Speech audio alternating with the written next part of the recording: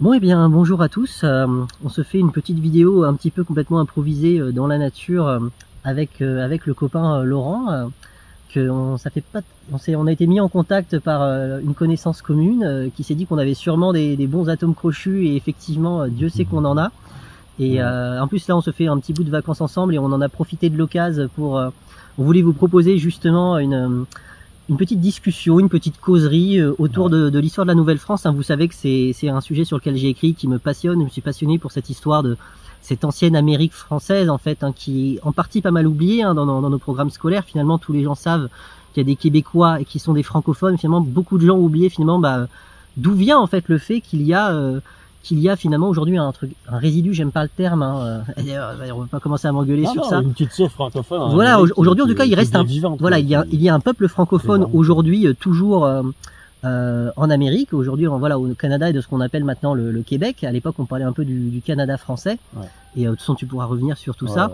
Et voilà, et en fait il se trouve que Laurent est d'origine québécoise, avec aussi en plus avec une double origine française et amérindienne, autochtone, Huron-Wendat. De toute façon, tu vas nous raconter un peu tout ça. Et voilà, l'idée, c'était justement, dans mes articles, moi je vous raconte un peu cette histoire de la Nouvelle-France. Je me suis énormément nourri en fait des travaux des historiens québécois qui un petit peu, il y a toute une nouvelle génération d'historiens québécois qui, je trouve, est allée autochtones surtout. Voilà, dans un premier temps, voilà, on d'abord se réapproprier ses racines et cet héritage et voilà ce passé français. Et puis maintenant, là en plus, on arrive à cette période encore plus intéressante où on vient maintenant aussi retrouver ses racines autochtones, parce que ce peuple canadien est en fait fondamentalement un peuple métis. À la fois, il y a eu un métissage ethnique et aussi un métissage surtout encore plus culturel, Et de toute façon, voilà, ça va être le cœur, il va raconter tout ça. Et voilà, Laurent, l'idée c'est qu'on raconte un petit peu aussi à quoi pouvait ressembler ce monde déjà de la zone, finalement la région que les Français vont coloniser, donc la vallée du Saint-Laurent, puis la région des Grands Lacs. En fait, voilà, il y avait des peuples. Des Européens, voilà, il y avait des peuples. Au moment de leur arrivée. C'est ça, il y avait des peuples amérindiens qui vivaient là. C'est ce qu'on appelle les Premières Nations, les nations autochtones. Les Américains parlent des Native Americans. Et toi, tu es notamment, voilà, tu as des origines notamment de ce peuple amérindien des Huron-Wendat, et tu vas pouvoir nous raconter aussi déjà un peu ce qui, moi, du coup, quelque chose que je connais beaucoup moins bien, naturellement, qui est à quoi ressemblait en fait ce monde des Premières Nations et cette Amérique amérindienne en fait au moment où les premiers Européens sont arrivés. Et je te laisse, voilà, si on se place effectivement, vous vous souvenez, Jacques Cartier, le premier explorateur du golfe du Saint-Laurent dans les années 1530, quand il arrive, c'est pas une terre vierge, une terra nullis. Il y a des tribus de populations romaines, des peuples amérindiens, avec toute une géopolitique, des cultures, des peuples très différents, avec aussi des langues, et voilà. Et c'est Laurent est la personne parfaite à la fois de par ses origines et par sa connaissance aussi, parce que voilà, t'as fait des études d'historien, et donc tu vas pouvoir un peu nous faire ce portrait. Présente-toi brièvement, ça serait cool que tu présentes ton projet, après je me présente. D'accord, alors oui, effectivement, parce que comme effectivement Laurent va aussi partager lui de son côté la vidéo aux personnes qui le suivent, et à sa famille, aux amis, et puis voilà, sur ta chaîne aussi, parce que comme tu as lancé aussi une chaîne. Moi du coup, Arnaud Breton, donc moi je suis français de la région parisienne. J'ai une première vie d'ingénieur en aménagement du territoire, et je suis revenu à ma passion de toujours, qui était l'histoire, mais aussi la géographie, l'économie, l'histoire, et l'histoire comme un portail aussi vers le passé pour comprendre le présent. Et je me suis un peu passionné aussi pour cette histoire de la Nouvelle-France, et vachement notamment le XVIIIe siècle, cette grande rivalité en fait franco-britannique sur le monde, et qui va se jouer notamment ces moments où voilà les Anglais vont conquérir en fait cette Nouvelle-France, cette Amérique française qui va entre guillemets cesser d'exister, en tout cas au sens d'une colonie française, parce que après bien sûr il y aura toute une histoire de cette Amérique francophone qui elle va bien sûr rester, même si elle aura coupé finalement son lien, le lien sera un peu coupé avec la France, en tout cas, même si bien sûr ce lien culturel, identitaire continuera à exister. Et voilà, donc moi j'ai écrit une grande série notamment autour de la Nouvelle-France, qui s'est vachement nourrie de tout ce que les historiens québécois, voilà, j'ai vachement puisé sur tout ce que vous avez pu produire, en apportant aussi moi du coup mon regard plus métropolitain, c'est-à-dire resituer la Nouvelle-France dans l'empire colonial français, qui était un empire colonial au niveau mondial, avec aussi les Antilles, les Indes, dont la Nouvelle-France était une colonie parmi les autres, mais voilà, ça s'inscrivait dans une géopolitique mondiale, globale. Et donc c'est super intéressant d'avoir ce double point de vue, à la fois du regard métropolitain franco-français sur entre guillemets sa colonie, et ce regard des Québécois pour qui le Canada et des francophones qui sont allés là-bas, et pour qui c'est devenu leur patrie en fait, leur terre, et qui vont aussi se battre pour la sauver. Et voilà, donc voilà, j'ai un site web, donc j'ai créé des grandes séries d'articles, et puis maintenant on commence un peu à raconter ça aussi à l'oral, sous ce format un peu causerie à la Père Castor. La discussion autour d'un café, comme tu dis, on a un peu de café. Hein. C'est ça, ouais, la petite causerie à l'ancienne. En plus, on s'est mis un petit peu dans la nature, parce qu'on trouvait que c'était sympa tous les deux, et puis voilà, un peu dans la forêt, les bois, parce que tout ça n'est pas nous évoquer aussi cet univers de l'Amérique du Nord. Et donc voilà, je te donne la parole. Sur la première question qui est un petit peu déjà. Ouais, vas-y, pardon, ouais, t'as raison. Alors bon, je m'appelle Laurent et voilà, ma mère est française d'origine de la région de Cholet et mon père est québécois et amérindien. C'est-à-dire que officiellement, j'ai le statut indien. Alors déjà là, on pourrait en parler aussi. Mais moi, j'ai baigné dans l'histoire et j'ai toujours été passionné par ça.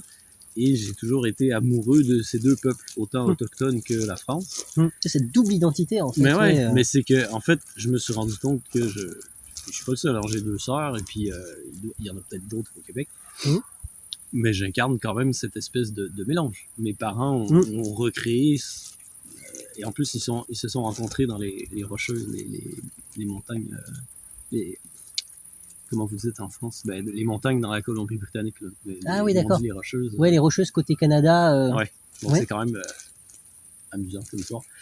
Et donc là, oui, effectivement, je représente ma chaîne YouTube qui s'appelle Autochtonomie. Donc moi, mon projet, c'est vraiment d'explorer l'esprit autochtone sous toutes ses formes. Et c'est sûr qu'en Amérique,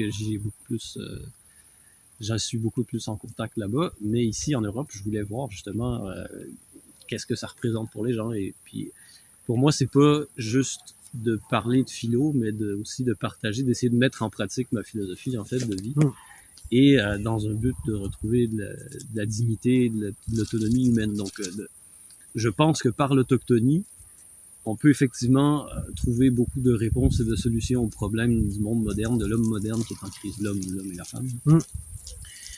Et on va parler avec toute cette spiritualité amérindienne et sur cette connexion et ce rapport à la nature qui était quand même très différent de celui des Européens. Mais je pense que les Européens ont déjà vécu ça il y a bien longtemps. Oui. Et c'est tout aussi fascinant. Bien longtemps. Tout le processus historique qui s'est déroulé depuis. Toutes les transformations. Bref. Et donc, je suis membre de la nation Huron-Wendat. Donc, Huron étant le nom français que les Français ont donné au Wendat, et Wendat, c'est le nom Wendat. Wendat, c'est le nom d'une confédération. Donc déjà, je situe un peu les gens. Dans la province du Québec, il y a 11 nations autochtones, dont les Hurons-Wendat. On y reviendra plus tard. Mais c'est juste pour avoir un petit portrait. Ouais. Pourquoi je pourrais continuer? On va peut-être nous présenter un petit peu à quoi ressemblent un peu les grandes familles amérindiennes. On va rentrer dans le vif du sujet. Ouais. Allez, allons-y. Non, je me demandais s'il n'y avait pas une autre mise en situation, peut-être un peu de contexte pour les gens qui se retrouvent pas perdus. Oui, des termes, juste des petites terminologies. Si tu veux qu'en fait, comment s'organisent un peu les peuples et les nations amérindiennes, effectivement, avec les langues, que c'est vachement par la langue. Alors, tu vois, au Canada, nous, les mots qu'on utilise en ce moment, parce que ça change, ça évolue, il y a le mot autochtone qui est très ultra général. En fait, ça désigne tous les gens qui habitaient là avant les Européens et leurs descendants. Donc, nous, aujourd'hui. C'est le terme, en fait, indigenous en anglais et autochtone en français, c'est le terme de l'ONU qui existe, qui a été, quand l'ONU a ratifié des traités sur les droits des peuples autochtones, donc ça concernait en Sibérie, en Australie, au Canada, en Amérique du Sud. Et c'est à partir de ce moment-là où une partie de la population autochtone s'est approprié ce mot-là pour se réapproprier justement une identité et ne plus se faire appeler sauvage ou autre terme péjoratif. Dans le milieu intellectuel francophone, on utilisait et on utilise encore un peu le terme amérindien, qui est une jonction de Indien d'Amérique en fait, et qui vient à la base de la classe intellectuelle américaine, mais qui n'a pas été adopté dans le milieu. Donc c'est assez intéressant de voir que ça s'est transposé dans la culture francophone, mais pas américaine. En anglais, ils utilisent au Canada Indigenous People, puis aux États-Unis, c'est plus Native Americans. Donc dire natif en français, c'est bizarre pour nous. parce que c'est pas dans notre terminologie. Le terme amérindien peut être critiqué sur plein d'aspects, mais je trouve qu'il est assez parlant. En tout Moi, cas, il me gêne pas du tout. Justement, le terme indien d'Amérique, ou je trouve amérindien, au moins on comprend bien de quoi on parle. Ouais. Pour moi, il n'y a pas une dimension péjorative du tout. Non, moi, au contraire, pour moi, c'est un aveu, une certaine forme d'aveu, d'erreur historique, de merde, on les appelait Indiens, puis c'était pas vrai, on va juste le changer un peu pour faire comme ça. Donc, il y a un petit côté de... Mais non, moi, je retrouve, ça me... Peut-être parce que j'ai grandi avec ce mot-là aussi, mais je retrouve quelque chose que j'arrive pas avec le mot autochtone. Pour moi, c'est plus valide, c'est plus général. Pour moi, autochtone est plus péjoratif d'une certaine façon. Il peut avoir une connotation péjorative en français d'ailleurs, le côté un peu autochtone. Enfin, ça dépend comment il est entendu, mais... Je pense que indigène plus, pour moi. Ouais. Autochtone, pas pour moi, mais c'est très général. Mais parce que c'est nouveau aussi. Moi aussi, les Américains, tu sais, bon, ils les ont défoncés, puis après, maintenant, ils parlent de les natifs, tu sais, on les remet en valeur après les avoir bien génocidés, donc bon. Ça, c'est le classique. Et quand on parle d'Autochtones, on parle vraiment, comme je dis, de tous les habitants sur le territoire canadien. Quand on parle de Première Nation, c'est tous les peuples, sauf les Inuits, qui vivent majoritairement sur la banquise tout le long dans le nord canadien, donc y compris au Québec. C'est ce que nous, on appelle un peu Esquimaux, un peu, effectivement, voilà, c'était le dans nom, notre imaginaire, c'est ce qu'on désigne par l'idée d'Esquimaux. Mais Inuit, dans la langue, ça veut dire être humain. Donc, si je me trompe pas. Oui, ça serait vachement intéressant aussi, quand toi qui dois connaître ça mieux que moi, le nom la façon dont ils se désignaient. Comme tu dis, voilà, les Iroquois, dans la façon dont ils s'appelaient, ça voulait dire les gens à la maison longue, des choses comme ça. Alors que Wendat, tu vois, on n'est pas sûr de la signification de plusieurs hypothèses. Mais pour moi, ça fait partie d'un des, on va dire, problèmes identitaires, c'est que à chaque fois, on doit se nommer dans une autre langue. C'est pour ça que je fais des vidéos là-dessus, parce que c'est des mots comme autochtone qui viennent du grec. On n'a rien à voir avec la culture grecque. Mais tu vois, c'est un décalage énorme. Mais malgré tout, on se sent plus proche de ça que donc je pense que ça serait vraiment intéressant de se trouver un terme dans une langue. Enfin bref, on parlera peut-être de ça une autre fois. Et t'as les métis. Donc métis, au sens avec un M majuscule, ça désigne la nation métisse, qui est principalement située dans la province du Manitoba. Donc c'était vraiment, quand les Anglais se sont installés, mais même un peu avant, t'avais vraiment un peuple de métissage de Canadiens et d'Autochtones qui ont réussi, entre guillemets, à former une culture et un peuple à part. Donc, eux, ils se sont appelés métis, ce qui porte à confusion, parce que quand on parle de métis, en général, c'est juste une fusion de deux cultures. Donc, nous, quand on va parler de métissage culturel, on parle pas de la nation métisse. Quand on va dire un métis, on parle pas nécessairement de cette nation-là. On va parler plus de quelqu'un qui est mélangé. C'est pour ça que je veux définir ça avant, parce que ça peut vite porter à confusion. Donc, voilà. Donc, finalement, quand on se place effectivement en cette fin 15e, début 16e, quand des premiers Européens, des navigateurs, des explorateurs commencent à, notamment, Cartier, il y avait eu Jean Cabot, il y avait Verrazzano sur les côtes plutôt de ce qui correspond aujourd'hui à l'est des États-Unis. Qui habite là finalement, tu vois, si on prend la vallée du Saint-Laurent, ce qui correspond au Québec et à la région des Grands Lacs, est-ce que nous faire un peu le portrait, la photographie des nations, des peuples, des tribus, puis qui pouvaient parfois être organisés en fédération. Et puis qu'est-ce qui les caractérisait, les différenciait dans notamment leur mode de vie, certains nomades, semi-nomades, semi-sédentaires, tu peux nous présenter un petit peu tout ça? Avec plaisir. Donc, si on se met au début du 16e siècle, donc juste avant que Jacques Cartier arrive, principalement, t'as sur la côte nord du fleuve Saint-Laurent, t'as les Inuits, qui avant se faisaient appeler montagnais. Encore une fois, le nom français c'est montagnais. Et t'as les Wolastoqiat. Le même, je suis pas sûr. Pardon. Et eux se faisaient appeler Malécites sur la rive sud, donc genre Gaspésie. D'accord. C'est un peu, c'est le bout, le rocher percé par où Jacques Cartier arrive en premier. Les premiers qu'il va rencontrer, ça va être vers la baie des Chaleurs, là, c'est ça? Et les Micmacs, pardon, aussi. Ils partagent un peu ce territoire-là. Mi'kmaq aussi, on dit. Et sur la rive nord, c'est les Inuits. Donc, Tadoussac, qui va être, plus tard on en reparlera, le premier poste de traite de Champlain. Les grands comptoirs fondés. Voilà, la région, la rivière du Saguenay, pour ceux qui sont déjà allés au Québec, l'embouchure de la rivière du Saguenay, tout ce coin-là. Voilà, avant la fondation de Québec et de Montréal, voilà, les premiers établissements fondés. Jusqu'à peu près où le fleuve se rétrécit, justement, jusqu'à peu près à Stadacone, où là, il y a ce qu'ils appellent les Iroquoiens du Saint-Laurent, faute de meilleurs termes, parce qu'il y a encore des débats entre Mohawk et Wendat. Donc, c'est des gens qui sont semi-sédentaires, qui pratiquent l'agriculture sur les deux bords du rive du Saint-Laurent. C'est des gens qui parlent une langue, on va les voir, iroquoienne, qui trouvent naissance dans les Grands Lacs. Donc, c'est comme, moi, de la façon que je le vois, d'après ce que je sais, c'est un bras de la région centrale démographique du peuple semi-sédentaire qui pratique l'agriculture, qui est autour des Grands Lacs. Donc, c'est l'extension. Ça montre pour dire qu'ils sont vraiment très nombreux à cette époque-là. Et là, quand on arrive, donc, de côté de la rive nord, il y a les Algonquins aussi, plus tu descends vers Trois-Rivières, et les Atikamekw qui sont un peu plus à l'intérieur du territoire, un peu plus loin du fleuve. Et du côté de la rive sud, tu as les Abénaquis. Donc, en gros, rive sud, tu as Mi'kmaq, Malécite et Abénaquis. Et du côté nord, tu as Innu, Atikamekw, Algonquin et...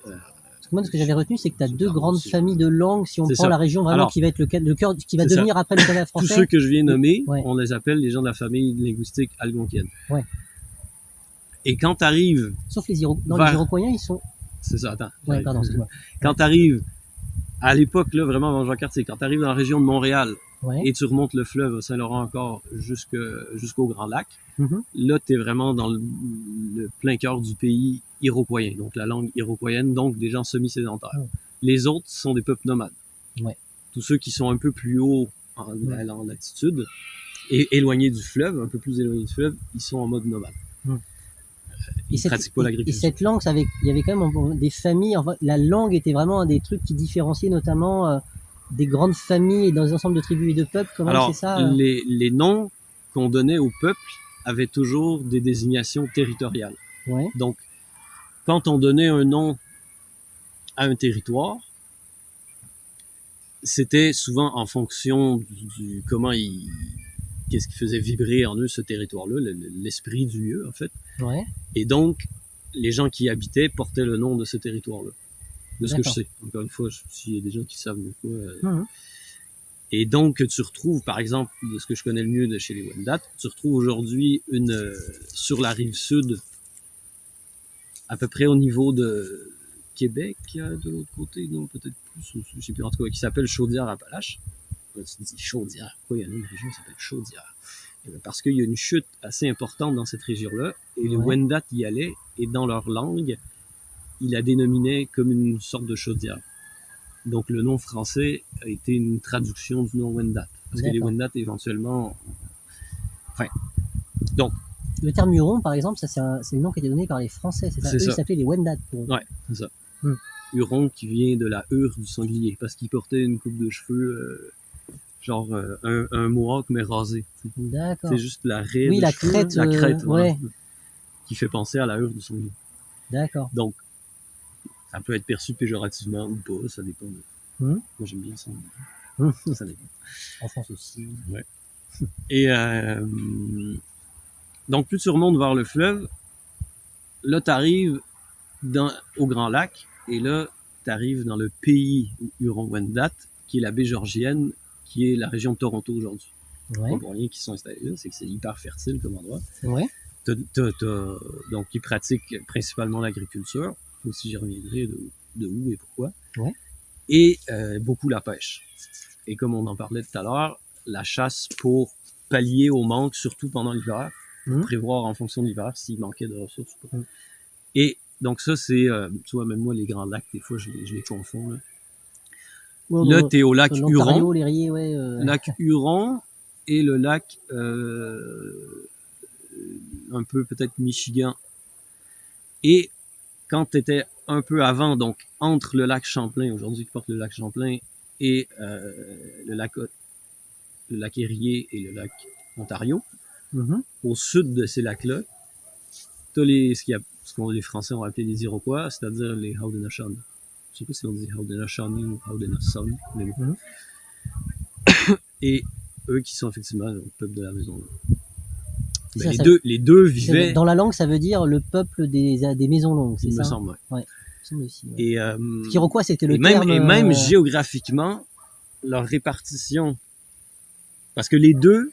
Et là c'est là où moi je trouve que politiquement, c'est intéressant parce que vu que c'était des agriculteurs, ils avaient ce qu'on appelle semi-sédentaire. Pourquoi? Parce quand ils jugeaient que la terre, ils avaient un peu épuisé la terre, ils brûlaient tout, y compris leur maison, et ils allaient s'installer quelques kilomètres plus loin. Donc l'idée, c'était de donner la terre la possibilité de se régénérer. Roulement à l'échelle de leur territoire, on est là, puis quand on a un peu épuisé le sol, hop, on laisse la terre se régénérer, puis on va plus loin. Tu vois beaucoup cette idée de gardien de l'équilibre de l'environnement. En fait. L'idée, c'est de faire les choses intelligemment pour que ce soit pérenne pour les générations. On n'épuise pas et on détruit pas l'environnement qui nous nourrit. Exact, c'est juste logique. Ouais. Et donc, si tu regardes géographiquement, donc les deux étaient des confédérations à la base de 5 nations. Ça aussi, je reviendrai vite aux origines de l'organisation politique. Mais si tu regardes d'un point de vue sur une carte, la répartition des nations iroquoises, donc Haudenosaunee, ils sont alignés comme une maison longue. Quand dans une maison longue, normalement, la plupart du temps, elles étaient alignées de manière à ce que la porte est soit la porte d'entrée alignée avec le lever de soleil et la porte ouest avec le coucher de soleil. D'accord. Pour sortir de... Je sais pas s'ils devaient souvent rentrer quand même par la porte ouest, mais c'était une question d'être en harmonie avec les forces naturelles. Là. Et puis en plus, quand on disait maison longue, c'était vraiment des longues maisons avec je sais plus combien... en moyenne, une quarantaine de personnes. Ouais. Donc, c'est sûr que les familles n'étaient pas comme les familles chrétiennes, parce qu'il y avait... bon, déjà, tu avais le côté matrilinéaire, c'est-à-dire que quand un homme et une femme se mariaient, l'homme emménageait dans la maison. Je pense qu'on serait intéressant qu'on en parle, ouais. Bon, on va y revenir, effectivement. Encore là, je suis pas infaillible, là, c'est des trucs de mémoire que je dis. Et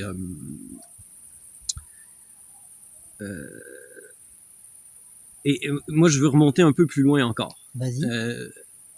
À cette époque-là, c'est déjà deux gros rivaux, parce que moi, je le vois vraiment comme le yin et le yang.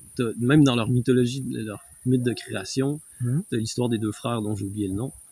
Le bon frère juste et le frère un peu plus malin ou un peu plus je sais pas, j'ai faute de mots plus rusé, la fin justifie les moyens.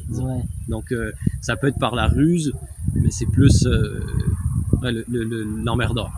Mais pour moi, les deux ont leur rôle et les deux ont leur place. Il n'y a pas un qui est meilleur que l'autre. C'est vraiment important dans cette vision du monde. Là. Et les Iroquois incarnent celui qui est plus emmerdeur, entre guillemets. Évidemment, moi, c'est le point de vue Wendat. Peut-être qu'eux, ils disent l'inverse. Pour moi, c'était quand même un des gros acteurs géopolitiques de la zone, en fait. En fait, à cette époque-là, c'est eux qui dominent les deux. Eux deux, ils dominent le paysage de tout le nord-est de l'Amérique. Et j'oserais même dire du centre de l'Amérique. En fait, ils sont la plaque tournante de tout le commerce, la politique et de tous les échanges. Parce qu'ils sont littéralement dans le cœur névralgique. Parce que c'est le carrefour des voies fluviales. Exactement. Parce qu'il faut savoir que tous les transports se font par voie fluviale, principalement. D'ailleurs, les Français vont explorer le Canada par le réseau fluvial. Et donc, les Wendat sont plutôt le profil diplomate, machin comme ça, et donc, ils vont exporter beaucoup leurs céréales partout, dans l'ouest, dans le nord du Canada, tout vers les peuples nomades, en fait. Donc, ceux des steppes, des prairies, ceux du Nord et ceux comme ceux qu'on vient de citer qui sont au Québec.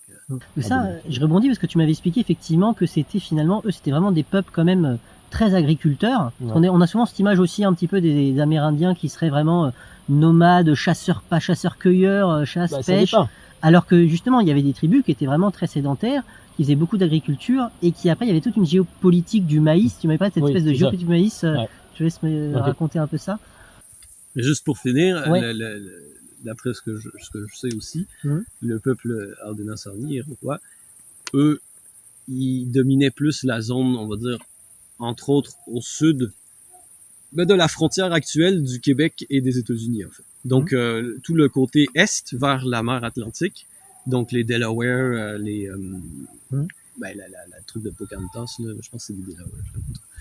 Et, ça, pour situer avec les gens, c'est d'être dans les colonies de la Nouvelle-Angleterre. La Nouvelle-Suède et de la Nouvelle-Hollande. Pour situer, on est vers actuellement Washington, Philadelphie, Baltimore, c'est ça. Et les Shawnees, les Cris, donc ça, c'est vers le sud du Mississippi, la Floride, tout ce coin-là, la Georgie. Et tout ce quand on pense pour les Sioux, ça c'est vraiment plus à l'ouest, les grandes plaines. L'image, évidemment, qu'on a des Indiens à plumes et tout, ça, c'est l'ouest, avec les bisons, les tipis, c'est le mode nomade des prairies. Nomade, on suit des troupeaux, donc on se déplace sur des grandes aires, et puis c'est un monde de prairies, alors que c'est plutôt ce nord-est de l'Amérique, c'est plutôt un monde de bois, c'est ça? Vachement de forêt, avec de l'agriculture, mais un monde quand même vachement de forêt, Et donc, tu vois, un truc que je sais pas, c'est justement les peuples qui sont plus au sud, entre les Neutres, les Renards, puis même plus au sud, je sais plus trop.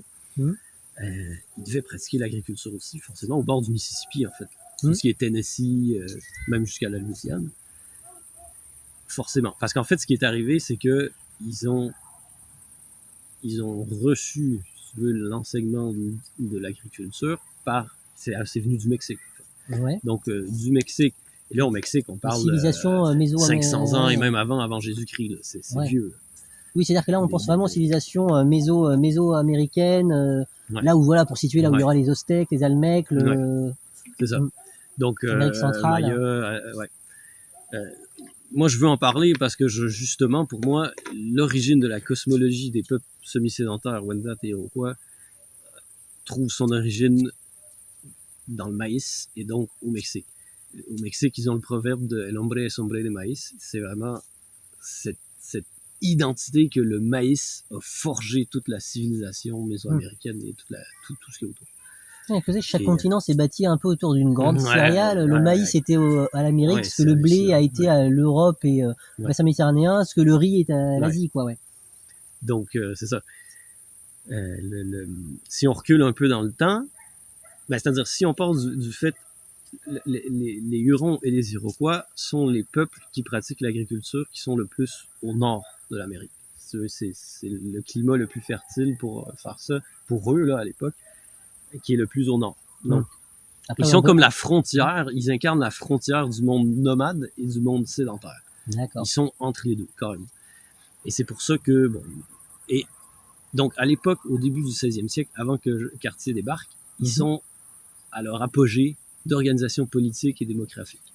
Apogée dans le sens historique, mais aussi dans le sens que depuis des siècles, ils ont connu un boom incroyable, une explosion de population grâce à l'organisation des villages, à l'agriculture et tout ça. Donc, je pense que les premiers gros villages commencent à s'organiser au 12e, 13e siècle. Avant ça, ils étaient nomades. Puis il y en a qui vont même dire qu'en ayant adopté l'agriculture, ils ont délaissé une forme de pureté sacrée du nomadisme, le nomade sera toujours dans leur cœur beaucoup plus près d'un idéal d'harmonie avec la nature que celui de l'agriculture. Je trouve ça vraiment intéressant. Tu peux même trouver ça quand tu prends dans l'histoire européenne, quand on passe du chasseur-cueilleur à effectivement à la révolution néolithique, arrive l'agriculture, l'écriture. D'ailleurs, c'est le début des États. Il y en a qui diront voilà le début de notion de propriété. Avec tout ce que ça va pouvoir aussi avoir de négatif. C'est ça. Et écoute, moi, je savais même pas. Je savais que les Mexicains de l'époque avaient l'écriture, une forme d'écriture, on va dire, hiéroglyphique, pictogrammique. Mais je savais pas qu'ils avaient le papier. Ils avaient leur propre fabrication de papier, comme les Égyptiens l'avaient développé avec le papyrus. Je me rappelle plus du nom de la plante, malheureusement. Mais j'ai halluciné, quoi. C'est vraiment, ils ont tous les critères de soi-disant civilisation dans le côté historique. Et je trouve ça hallucinant, quoi. Si moi je le savais pas, je me dis que la grande majorité des gens ne le savent pas, donc c'est... Bon, bref. Et Mexique, je veux faire une distinction importante. Le pays s'appelle Mexique parce que le peuple dominant à l'arrivée des Espagnols, pareil au début du 16e siècle, c'est les Mexicas. Dans la langue soi-disant aztèque qui s'appelle le nahuatl, le X se prononce comme ch. Donc, Mexica, c'était le nom de la nation qui régnait au moment de l'arrivée des Espagnols. Aztèque, c'est comme une espèce de gros fouillis de termes assez génériques. qui est plus culturel que national, au sens d'une nation. Et donc, ils avaient réussi à dominer sur beaucoup de peuples, mais beaucoup de ces peuples-là n'étaient pas contents du règne des Mexicas. Oui, il y avait une forme un peu d'impérialisme ou d'empire, et avec des États vassaux clients. Mais c'est ça. On parle plus d'un empire parce qu'il y a vraiment un asservissement du... Et d'ailleurs, si les Espagnols vont pouvoir faire la conquête aussi facilement, alors qu'ils étaient que 500, c'est parce qu'en fait, il y avait tous ces peuples qui étaient mécontents des Aztèques et qui étaient ravis de dire on va vous aider à leur casser la gueule, entre guillemets, quoi. Sinon, ils n'auraient jamais pu faire ça. Et on peut dire que les Espagnols sont fourbes et tout dans leur approche de la colonisation, mais n'empêche qu'il y a quand même, moi j'ai vu des vestiges architecturaux du XVIe siècle, que les Espagnols avaient promis à des peuples, dont j'ai oublié le nom malheureusement, qui voulaient, pour les aider, pour qu'ils fassent ligue commune contre les Mexicas. C'est les voir comme des libérateurs potentiellement. Ouais, voilà. Au final, ils se sont alliés. Les Espagnols, tu vois, leur avaient promis de construire un aqueduc parce que eux, ils disaient, ben nous, ce dont on aurait besoin, c'est d'acheminer l'eau, alors que leurs ancêtres de génération avant ne savaient le faire, mais ça, c'est notre histoire. D'acheminer l'eau dans notre village, quoi. Parce que la zone s'asséchait beaucoup, entre autres à cause des Mexicas. Parce que faut comprendre que la ville de Mexico aujourd'hui s'appelait Tenochtitlan longtemps, qui était la capitale. Ils l'ont fondée sur les plus grands lacs du Mexique. Et ça avait l'air, par contre, niveau architecture, ça avait l'air d'être une merveille. Fascinant, ville de canaux. Et tout le côté un peu, enfin la quête de la terre promise, elle est déjà là chez les Mexicains, les Mexicas, les Aztèques, on va dire. Parce qu'ils sont, d'après leur tradition, ils viennent de la mythique Aztlan. Alors il y en a même qui ont fait des rapprochements avec Atlantide, mais où ils disent, a priori, d'après pas mal d'archéologues, historiens, ils viendraient globalement un peu des Rocheuses, vers l'Arizona, le sud des Rocheuses. Du nord, peut-être nord-ouest, effectivement, mais plus du nord du Mexique ou du sud-ouest américain. Ils ont migré, puis il y avait cette histoire, le jour où vous verrez un aigle se poser sur un arbre, ce sera là qu'il faudra fonder la ville. Ils auraient vu ça vers Tenochtitlan. Et là, selon la légende, et c'est pas juste une légende, là, ils l'ont écrite. Tu vas au musée d'anthropologie à Mexico, qui est un des plus gros musées. C'est vrai? Ouais. Je savais pas que tu étais allé au Mexique. Ouais, c'est ça. Mais tu l'as vu, le papyrus, comment ils appellent ça, le codex. Et c'est immense, là, les feuilles de papier et tout. Non, ça, je l'ai pas vu, et ils décrivent là-dedans toute la quête sur des générations. On parle de 200 ans, là, à peu près, approximatif selon nous, de cette quête de trouver cette terre promise, jusqu'à ce qu'ils aient le signe de la classe de prêtre, on va dire. Pas la classe dans un jeu vidéo. Non, mais la classe sacerdotale, il y avait toujours, de toute façon, la classe des guerriers, la classe des prêtres. Et donc, ils décident de s'installer là. Et déjà, à l'époque, au fil du temps, les lacs, les sources d'eau s'épuisent. C'est fou. Parce qu'il y a des peintres, même au 19e, puis même au 18e siècle, qui peignaient le même paysage. Et tu voyais à chaque fois le niveau d'eau baisser. Aujourd'hui, c'est catastrophique, c'est alarmant, mais c'est pas une question de l'homme moderne. Ça fait longtemps que ça n'a sûrement pas contribué à freiner le phénomène. Mais... Et bref, c'est là-bas tu trouves des ruines partout à chaque coin. Mais si t'es allé, tu sais, je pensais que t'étais allé. Même dans le bassin du Mississippi, on a retrouvé des ruines de ce qu'avait dû être des cités qui avaient pu faire 200 000 habitants. Au Mississippi? Dans le bassin du Mississippi, on en reviendra. Parce que donc, moi, ce que je voulais illustrer, c'est que là-bas, par exemple, dans l'agriculture, d'un point de vue plus large, à l'échelle plus large, t'as la Chinampa, qui est toute la ferme de culture, donc comme l'équivalent d'un champ, on pourrait dire, ici en Occident. Et t'as des canaux d'irrigation, naturels et pas naturels, artificiels. T'as des arbres, t'as des arbres fruitiers, t'as des plantes sauvages et des plantes comestibles, des cultures. Donc t'as vraiment un gros ramassis, mais organisé par l'homme, modifié par l'homme. Là, on parle de la zone Huron-Iroquoisie. Non, je parle du Mexique. Ah, c'est encore au Mexique, d'accord. Je parle du Mexique parce que je trouve que c'est vraiment les origines de la vision du monde. Après, t'as la plus petite échelle, la Milpa, qui parle là de l'agencement du maïs et toutes les plantes qui complémentent le côté nutriments, mais aussi naturellement l'environnement du maïs. Et donc, après, tu as les trois sœurs. Encore plus petite échelle, les fameuses trois sœurs. Donc là, ici, en France, maintenant, c'est quand même bien connu. Donc là, on parle de tous les aliments, tu sais, patates, tomates, toutes les cucurbitacées, le tournesol, un truc de fou qui aujourd'hui c'est partout dans le monde. Tu sais, c'est pour dire qu'il y a eu un réel échange et non pas juste c'est le fameux échange colombien qui est le plus grand échange biologique de toute l'histoire. Où, tout ce qui venait, tout ce qui n'existait pas en Amérique a été importé et vice versa. Toutes ces plantes qui n'existaient qu'en Amérique, la patate, la tomate. On oublie qu'avant, en Europe, avant la patate, la tomate, imaginez une cuisine italienne sans tomate. Bah oui, c'est la feuille. Et irlandaise, anglaise sans patate. Bah ouais, la patate, c'était une révolution pour la nourriture populaire. Mais c'est fou quand tu penses qu'au 19e siècle, beaucoup de peuples européens survivent grâce à la pomme de terre qui est même pas une plante indigène. C'est de la folie déjà là. On voit le prémisse d'une transformation. C'est peut-être un des bons côtés d'une mondialisation au sens d'échange de circulation de plantes, d'idées. C'est un bon côté, mais d'une forme de perversion à mon avis, dans le sens que heureusement que c'était là, mais c'est quand même fou que tu doives subsister sur une plante qui est même pas native à ton environnement, quoi. Pour moi, c'est quand même juste un signe de déséquilibre majeur en termes de rapport à l'environnement. Mais c'est pas grave, c'est arrivé. Puis les gens survécu. Si tu prends l'Irlande, c'est que la culture de la patate, c'était des terres qui s'y prêtaient, comme ça aime bien les zones un peu humides. C'était à des endroits qui étaient des terres assez ingrates et peu fertiles, mais par contre où la culture de la patate fonctionnait très bien. Et comme c'est un super rendement en plus et que c'est très nutritif. Bah oui, c'est génial. Non mais oui, c'est idéal dans le contexte. Mais bon. Donc, cette culture-là, cette cosmologie qui tourne autour du maïs, tout le rapport de l'être humain avec la nature est centralisé sur le maïs.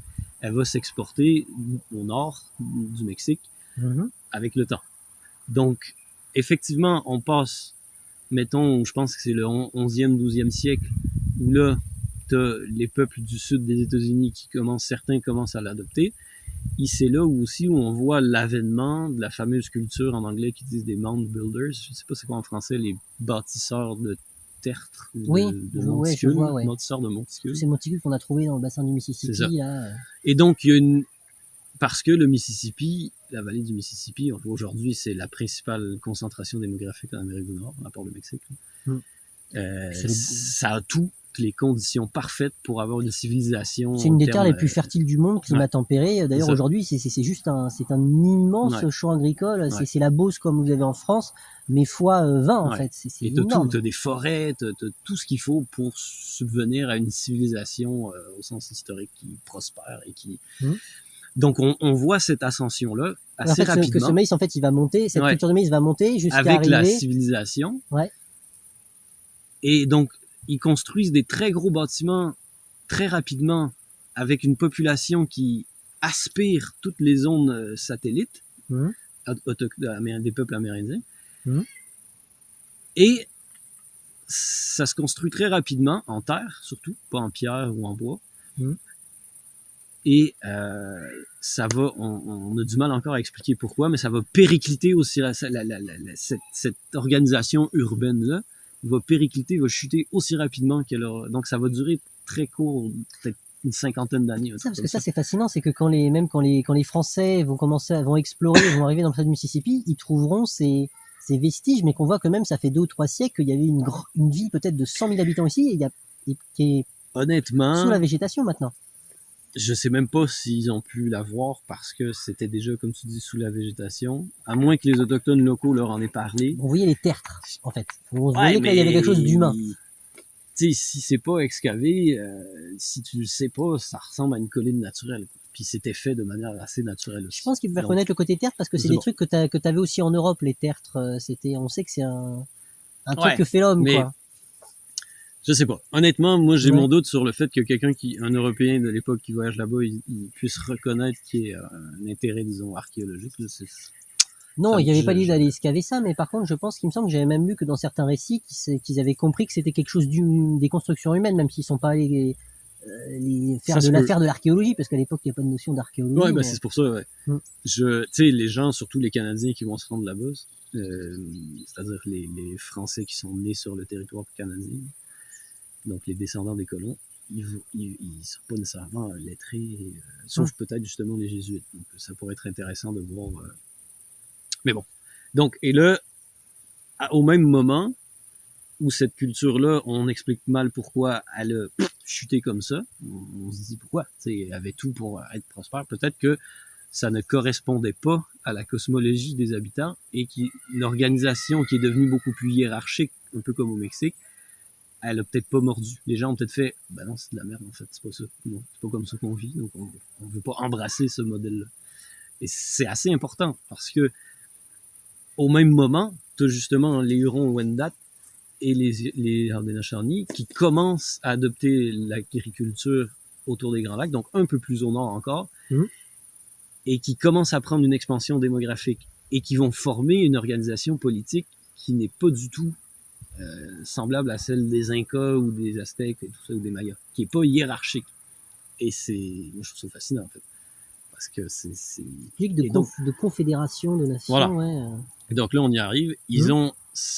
Les deux, à la base, forment des confédérations de 5 nations. Donc, il n'y a aucun pouvoir central. Chaque nation a un rôle très précis à jouer au sein de la confédération. L'exemple typique et comment sont nés là. Alors, il y a une figure légendaire quand même, qu'on a la tradition veut de ne pas le nommer par son nom. Et on l'appelle le pacificateur, en anglais le peacemaker, qui, selon mes sources, est d'origine Wendat, va prêcher une forme d'organisation, d'union, et pour être plus fort politiquement. Il va faire la même chose chez les Iroquois. Il va aller là-bas, puis il va prêcher la même chose. Et l'image que tu retrouves sur le billet de l'Américain de l'aigle avec ses 13 flèches dans la patte, ça, c'est littéralement pris du mythe de la création de la Confédération iroquoise. Ah ouais, d'accord. Lui, ce pacificateur-là, arrive là-bas et il explique aux gens, en prenant des flèches, en disant, si je prends une flèche, je la casse, c'est facile. Si j'en prends 5, j'arrive pas à la casser. Et c'est ça la symbolique, d'accord. Ouais. Et c'est l'idée que l'union, on est beaucoup plus fort unis. L'union fait, c'est un peu cliché, c'est comme ça, mais voilà. Et de là naissent les confédérations à peu près en même temps. Et ces deux confédérations un peu en miroir, différentes, rivales. Avec une interprétation. Et là, elles deviennent très rivales. Donc, les Iroquois, t'as la nation à l'ouest, je suis plus sûr, je sais plus si c'est les Oneida, je me rappelle plus exactement des noms, qui est à l'ouest, qui protège la porte ouest de leur organisation politique, donc qui fait face aux Hurons-Wendat. Et à l'est, t'as les Kanien'kehá:ka, qui sont les Mohawks. Eux, ils vont protéger la porte est, qui sont en contact avec les Abénaquis, les Malécites, entre autres. Et donc, naturellement, c'est pour ça que... Et les Micmacs, eux, c'est plus vers l'Acadie, Gaspésie, ouais, Acadie. Acadie, c'est ça. Ouais. D'accord. Voilà. C'est beaucoup plus haut au début quand t'es dans le golfe, tout ça. Oui, là, c'est vraiment maritime. Là, on est vraiment sur la côte atlantique. Acadie, puis même, je sais plus c'est quoi, les États limitrophes de la Nouvelle-Angleterre. Le Maine et le New Hampshire. C'est encore plus à l'est que ça. Mais c'est peut-être ceux-là. Moi, c'est tout en haut. Il me semble que c'est le Maine, celui qui est le plus tout au nord et qui touche le Canada. Oui, c'est ça. Il me semble que c'est le Maine, ouais. Donc, c'est vraiment intéressant parce que c'est ça. Les deux vont avoir la même organisation politique, les mêmes principes de base, de fondation. C'est des confédérations sœurs, quoi. Ouais, exact. Donc, c'est des frères rivaux. C'est un peu les deux frères qui se tapent sur la gueule. Et c'est comme ça qu'ils approchent la guerre. La guerre, elle est nécessaire parce que, comment dire, il n'y en a pas un qui peut dominer sur la région dans leur organisation de la cosmologie. Donc, il faut que les deux se tapent tout le temps sur la gueule pour maintenir un équilibre des forces. Et donc, les guerres, ça sera jamais des guerres au moment où les premiers Européens arrivent, c'est jamais des guerres de domination, de conquête. Il n'y a pas de notion de territoire déjà, parce que la terre, c'est pas une propriété. Et même si tu fais de l'agriculture. Et en plus, il y a là où ils ont les villages, mais il y a aussi les zones de chasse, donc il y a toute une hinterland autour. C'est ça. Donc, tu as le territoire précis qu'ils occupent en termes de maisons, d'agriculture. Ouais, il y a les villages. Et les peuples nomades, ils bougent. Fait qu'il n'y a pas oui, ils ont un territoire, et leur territoire va se limiter en fonction des alliances qu'ils vont faire à les peuples voisins. Donc, s'ils sont en guerre avec tel, ils vont plus aller chasser là. Puis autour d'eux, il y a comme des espèces de petits états clients, tribus clientes, non? Enfin, ou en tout cas qui sont très liés, dépendantes économiquement, politiquement, non? Il y a comme tout autour un peu. Il y a un réseau, en fait. Ouais. Donc, la philosophie du commerce, elle est fondamentalement diplomatique. C'est-à-dire que tu fais le commerce pour entretenir une bonne relation avec quelqu'un. Tu fais pas le commerce pour faire de l'argent. L'argent n'existe pas. mais pour gagner quelque chose. La seule chose que tu veux gagner, c'est la confiance de l'autre pour en faire un allié, un ami. Et donc, l'intérêt, eux, le gros avantage, c'est qu'ils ont les récoltes, là, le maïs, les denrées agricoles. Donc, ça peut, encore une fois, aider l'alimentation des peuples nomades. Donc, c'est comme le cadeau le plus prestigieux qu'ils ont à offrir, c'est le grain de maïs. Ce que tu m'avais expliqué, c'est qu'en plus, les Hurons étaient un peu ils avaient des surplus de maïs, et du coup, qu'ils exportaient pas mal, voilà, et des échanges, et qu'ils étaient aussi un peu, ils étaient pas aussi plaque tournante déjà un peu de la traite des fourrures. Bah oui, parce que qu'est-ce qu'ils demandaient en échange souvent, c'était justement, entre autres, des fourrures. Ouais. Parce que ils vendaient du maïs contre, voilà, comme ils étaient plutôt, voilà, agriculteurs sédentaires. C'est ça. Ouais, ils chassaient quand même, mais c'était pas leur principale activité. C'était commerce maïs contre fourrure, en gros. Pour faire simple, ouais. C'est ça. Donc, ça veut dire qu'ils allaient vraiment loin. Et comme je dis, les Iroquois, c'est pareil de leur côté. Mais moi, je connais mieux géographiquement surtout le réseau Huron-Wendat. Donc, ils allaient vraiment loin. Et, forcément, le terrain, le champ de bataille parfait, c'était la vallée du Saint-Laurent. Donc, ils l'ont... Qui était la zone de contact, en fait, et la frontière. Ouais, c'est comme la zone tampon. C'est un peu le no man's land. Ouais. Même, non, en fait, justement, avant l'arrivée ou à l'arrivée de Jacques Cartier, selon moi, les deux l'occupent. C'est-à-dire, des gens issus des deux cultures, des deux confédérations, occupent et forment une extension de ça. Mais je pense, là, c'est beaucoup d'interprétations. Parce que, regarde, du côté intellectuel des intellos Wendat, on va dire non, c'était des Wendat, et du côté Iroquois, ils vont dire non, c'était nous, c'était des Iroquois. Culturellement, aujourd'hui, les Mohawks parlent anglais et ont plus d'influence culturelle, je crois. Et donc, dans la région de Montréal et tout, ils s'interposent dans l'imaginaire comme étant le peuple qui occupait ces lieux en premier. Ouais. Et ça, si tu parles pas anglais, tu le sais pas, et ben, du côté francophone, parce que les Hurons-Wendat aujourd'hui parlent beaucoup plus français, ils parlent que français, principalement. Donc, je pense que la rivalité, elle doit naître, je sais pas, en fait. Je pense que la rivalité existe déjà, mais s'il y a un peuple d'une même langue et d'une culture assez commune qui longe les deux berges du Saint-Laurent, elle devait déjà délimiter d'une certaine façon les limites naturelles des deux confédérations. Donc, ils étaient déjà rivaux, mais je pense quand Jacques Cartier arrive, ces gens-là sont là, à Hochelaga et à Stadacone. C'est pour ça que ces noms-là, c'est des noms de langue iroquoienne. Et quand Champlain arrive 75 ans plus tard, ils sont plus là. Effectivement, c'est plus, partout dans la vallée du Saint-Laurent, tous ces gens-là sont plus là. Et ce sont principalement les peuples nomades, Abénaki, Innu, tout ça, qui occupent ça. Et donc là, à ce moment-là, quand Champlain arrive, donc début du 17e. Attends, juste pour faire un tout petit résumé pour voir si j'ai bien compris. Donc en gros, quand les premiers Français vont arriver, parce que je disais Jacques Cartier, mais après pendant 60 ans, il va y avoir plus personne, et après ça va être vraiment l'arrivée de Champlain. Ouais. En gros, on a deux grands acteurs géopolitiques de cette zone Canada, futur Québec et Grand Lac, qui sont la Huronie et l'Iroquoisie, pour faire simple, qui sont les deux grandes puissances et structures acteurs géopolitiques, pour faire simple, autour desquels aussi, autour de ça, tu as tout un ensemble de tribus nomades qui avec des relations commerciales et tout ça.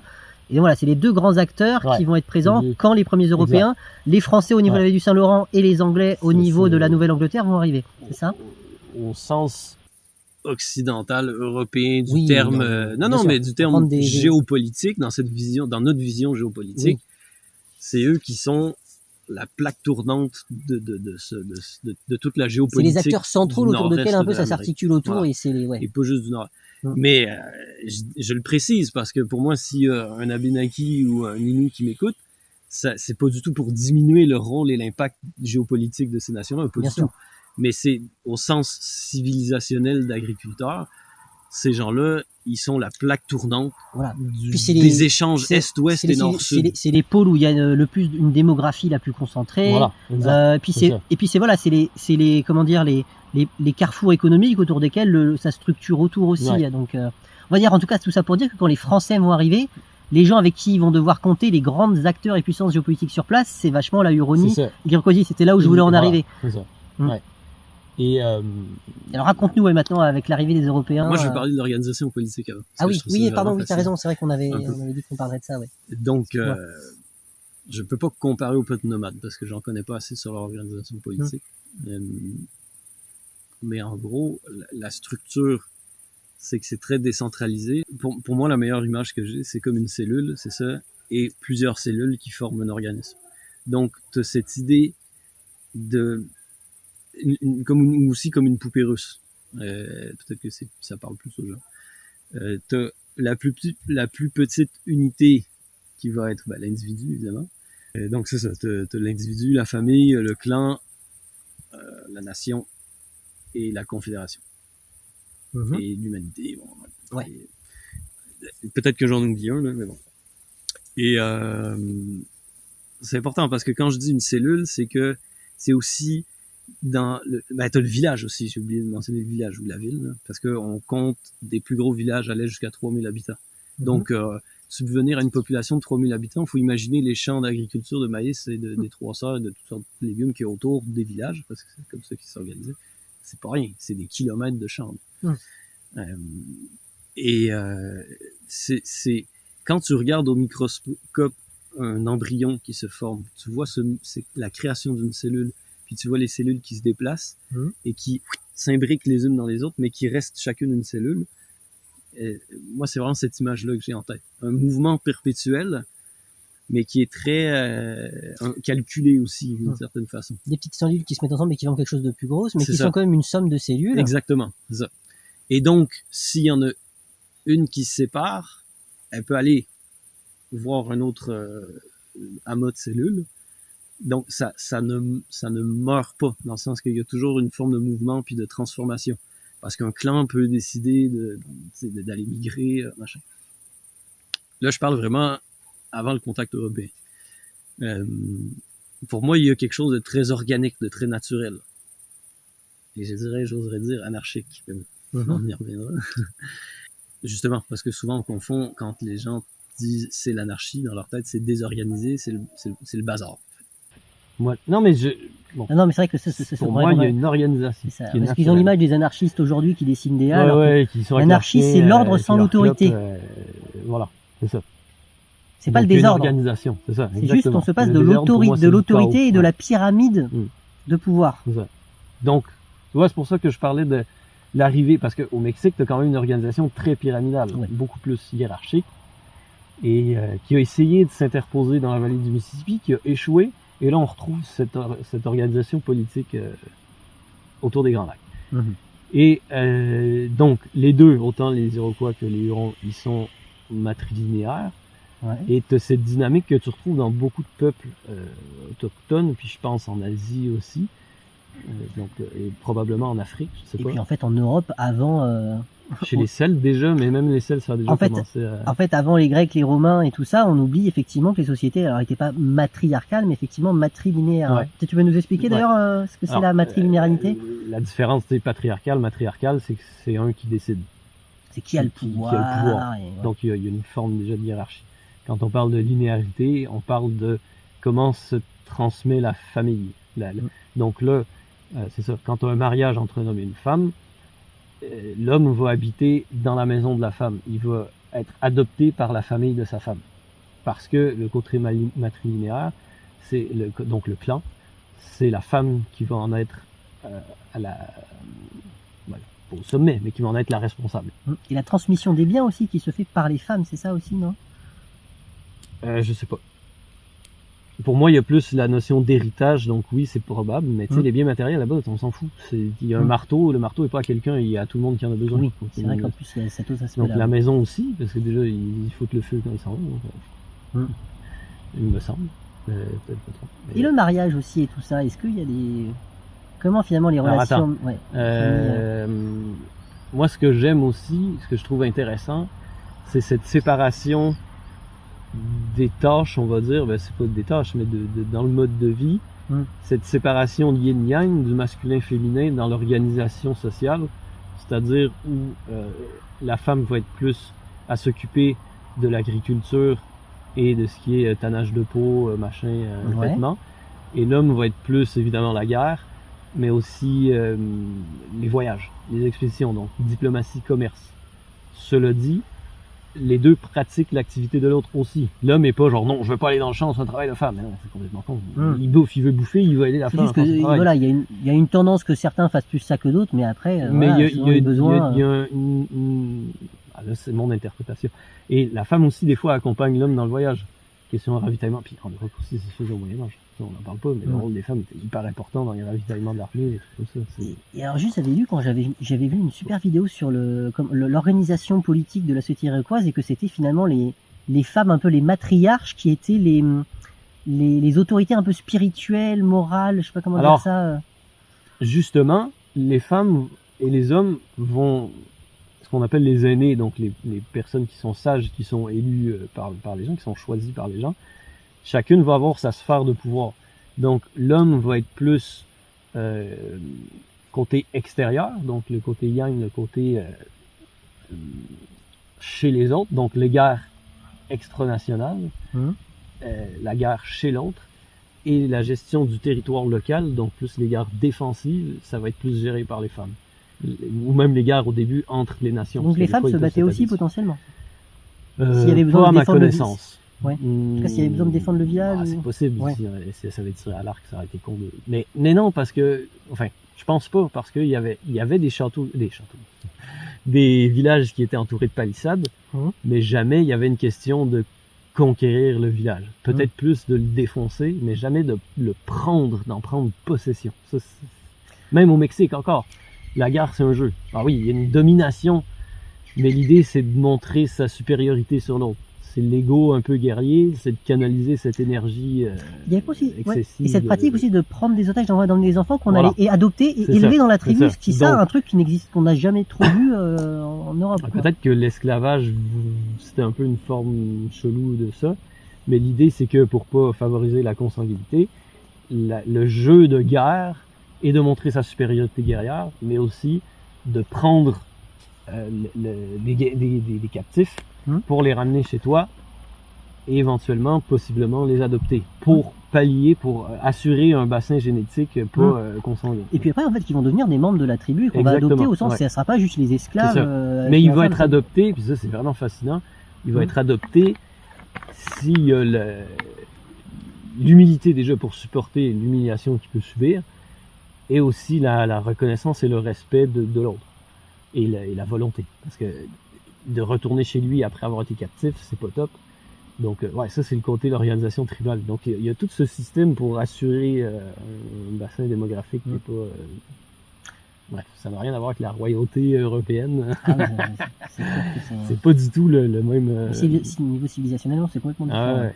Puis même, je dirais, avec le Mexique aussi, c'est ça qui est fou. Et alors moi, ce qui me souvient avoir lu aussi, à propos notamment de l'Iroquoisie, je sais pas si c'était pareil dans la Huronie, c'était l'idée aussi qu'il y avait comme différents chefs. Tu vois, il y avait plutôt des chefs de guerre, il y avait plutôt une autorité plus spirituelle, une autorité plus morale, plus ce chef village au sens... Comme je disais, c'était plus le milieu de la guerre, c'était le domaine des hommes, et le milieu effectivement plus spirituel, vu que c'est quelque chose de plus féminin en principe dans beaucoup de cultures autochtones, c'était plutôt géré par les femmes. Ce qui explique pourquoi au début les missionnaires vont aller directement vers les chefs de guerre et donc des hommes pour faire leur conversion, puis ça marche pas. Parce que les hommes, ils s'en branlent pas, mais je veux dire, ils sont... Et donc, ça va leur prendre du temps avant de comprendre qu'il faut qu'ils se tournent vers les femmes pour passer par la conversion religieuse. C'est vraiment intéressant. Parce que quand on se pense au christianisme, parce que le chef de guerre, il est chef de guerre en temps de guerre, parce qu'il faut bien un petit peu quelqu'un qui lead un peu, mais par contre, mais de diplomatie extérieure. Mais qu'en temps de paix, par contre, c'est pas le mec qui fait la pluie et le beau temps, et c'est vraiment en temps de guerre qu'il a son rôle, mais qu'après, c'est pas non plus, c'est pas l'espèce de roi en temps de paix, quoi. Non, mais il y a le rôle de la politique étrangère, des affaires étrangères. Ouais. De ce que je comprends. Et c'était pas les femmes justement qui étaient les chefs diplomates? Moi, j'avais vu ça pour l'Iroquoisie, mais je me trompe peut-être. Il me semblait avoir vu une vidéo sur ça. Mais je pense que dans l'organisation politique intérieure, oui. Ouais. Donc intérieure, ça veut dire entre les nations de la Confédération. Oui, c'est ça. Donc honnêtement, je diplomatie interne de la Confédération. Je suis pas sûr à 100%. Et je serais curieux d'entendre d'autres gens sur le sujet parce qu'effectivement, ça c'est un peu flou. Mais je sais qu'il y a une forme de séparation de pouvoir comme ça. Donc c'est l'idée de on est différents, mais chacun a son rôle qui est aussi important, donc une notion égalitaire évidente, là, de respect de l'homme a sa place dans la société, la femme a sa place et son rôle, mais les deux sont pas opposés, ils sont complémentaires. Et t'es pas moins un homme si tu fais de l'agriculture et t'es pas moins une femme si tu vas accompagner dans une expédition militaire. Donc c'est pas voilà, on n'est pas dans le délire. Et puis que le mariage, au sens qu'on l'imagine au sens européen à l'époque, n'existe pas vraiment. C'est plus un concubinage, c'est ça, voire même avec des une forme de une sexualité plus de ce que j'ai lu, c'est que c'est plus quand t'es ado, quand t'es jeune adulte. Tu vas effectivement vivre tes expériences en tant qu'individu. Et à un moment donné, tu deviens un homme ou une femme quand tu prends tes responsabilités d'engagement familial. Donc, quand tu vas faire un mariage, et là, je pense qu'il y avait des cérémonies, mais peut-être pas du tout les images qu'on peut avoir en tête. C'est genre, c'était pas habillé en blanc. Ouais. Mais oui, bien sûr, il y avait une cérémonie pour marquer l'union et l'engagement. Je me souviens pas. J'ai lu des trucs sur les cérémonies de mariage, je m'en souviens plus trop. Mais effectivement, donc t'avais des célibataires qui pouvaient avoir encore dans la vingtaine. Et il y a toujours un peu ce côté honteux d'être célibataire assez tard parce que d'une façon tu échoues. Il y a quand même une grosse pression, faut le dire, hein, parce que là ça peut sonner idéaliste tout ce que je dis, mais il y a une énorme pression du social du groupe sur l'individu. Mais l'individu a sa place et il faut qu'il parle, il faut que les décisions se prennent à l'unanimité. Mais si c'est pris et que l'individu ne respecte pas la décision du groupe et qui décide de se rebeller et de tenter une action qui va à l'encontre du groupe, il est défoncé, il est exclu, il est ridiculisé, il est... Oui, c'est-à-dire que tu existes en tant qu'individu avec ta souveraineté, mais tu fais partie d'un collectif et tu peux pas être non plus l'individu en mode j'en ai rien à battre du collectif. Exact. C'est pas de l'individualisme, c'est l'individualisme qui va émerger en Europe à la même époque d'ailleurs. Ouais. Mais à l'américaine, enfin, donc, il y a quand même un côté assez oppressant, je trouve, dans le sens où mais oui et non, parce que je pense que justement, tu pouvais décider d'aller dans un autre peuple, et puis t'étais pas... Mais tu pouvais être mal vu, tu sais, l'ambition politique, c'est dégueulasse. C'est quelque chose qui est très dévalorisé. C'est pas juste l'ambition en général, parce que l'ambition, elle est personnelle au détriment du groupe. Donc, c'est vraiment pas quelque chose de bien vu. Et par rapport à la société européenne, tu vois, la monogamie, le mariage... est-ce que c'était vraiment, voilà, un homme et une femme se mettent en concubinage, tu vois, il y a même une cérémonie. Mais comme je te dis. Et après, est-ce que c'est monogame, est-ce que c'est... oui, de ce que j'ai vu encore une fois, de ce que j'ai lu, tu vas être probablement jugé comme irresponsable si tu décides de changer de femme, parce que tu as un engagement, tu t'es engagé, tu as un devoir en tant que père et mari envers tes enfants, mais les gamins sont pas élevés exclusivement par le couple, parce que forcément le couple habite chez la grand-mère. Et donc, comme on dit, ça prend un village pour éduquer les enfants. Donc, il y a une forme de familiale qui est plus... C'est la communauté villageoise telle qu'elle existait encore aussi en partie en Europe à l'époque, quand même. Oui, la voisine, la tante... vraiment la communauté villageoise avec, propriété collective et tout ça, mais je pense que, de ce que j'ai vu, c'était plutôt mal vu, c'est-à-dire irresponsable de quitter tes engagements et tes devoirs en tant que père, mère ou mari, femme. Est-ce qu'on pouvait quand même un peu divorcer, se séparer, tu sais? Je sais plus. Probablement. Il me semble avoir lu que ça existait, Mais il faut que ce soit... J'imagine que ça doit être fait dans un contexte acceptable, d'avoir des raisons légitimes de le faire. C'est-à-dire une interprétation d'un rêve ou d'une espèce de truc, je sais pas, là j'extrapole vraiment, c'est pas du tout sourcé, de ce que je dis c'est de mémoire, là. Parce que là toute la notion spirituelle des rêves et tout, c'est hyper important. Ça t'as beaucoup d'exemples, parce que là on l'aborde, le truc de côté les orgies, là, c'est comme on a un peu d'image à la romaine des orgies, parce que là évidemment t'as les jésuites après dans leurs écrits qui vont avoir exagérer le truc pour dire que c'est la décadence satanique, tout ça, tout ça. On a quand même effectivement beaucoup de sources qui mentionnent qu'il y avait des formes d'échange, de libertinage, on pourrait dire aujourd'hui, sexuel, parce que de ce que j'ai lu, c'est le côté eux ce qui témoignent avoir vu. Donc il faut toujours garder en tête que ces sources-là, elles sont écrites, mais c'est... on n'a qu'une version des faits. T'as un mec ou une femme, peu importe, qui va dire, qui est perturbé, qui va dire j'ai rêvé que genre je sais pas, en gros avec son rêve, avec l'aide du chaman ou whatever, il va exprimer un besoin de satisfaction sexuelle qui est pas satisfait dans la réalité, et le rêve exprime le désir refoulé ou whatever. Donc ce qu'ils vont faire, c'est qu'ils vont organiser après, ok, toutes les femmes ou toutes les hommes, ils viennent puis ils doivent coucher avec cette personne-là, un truc comme ça. Donc, après, s'il ment, bon, là, on peut rentrer, c'est pour ça que je te dis, il y a beaucoup de flou. C'est très, et t'as aussi d'autres témoignages qui vont dans le sens où, effectivement, le sexe peut être pratiqué en groupe, dans une optique de, il faut, moi, de mon interprétation, il faut comme canaliser cette énergie pour pas qu'elle se retourne contre nous. Beaucoup cette idée de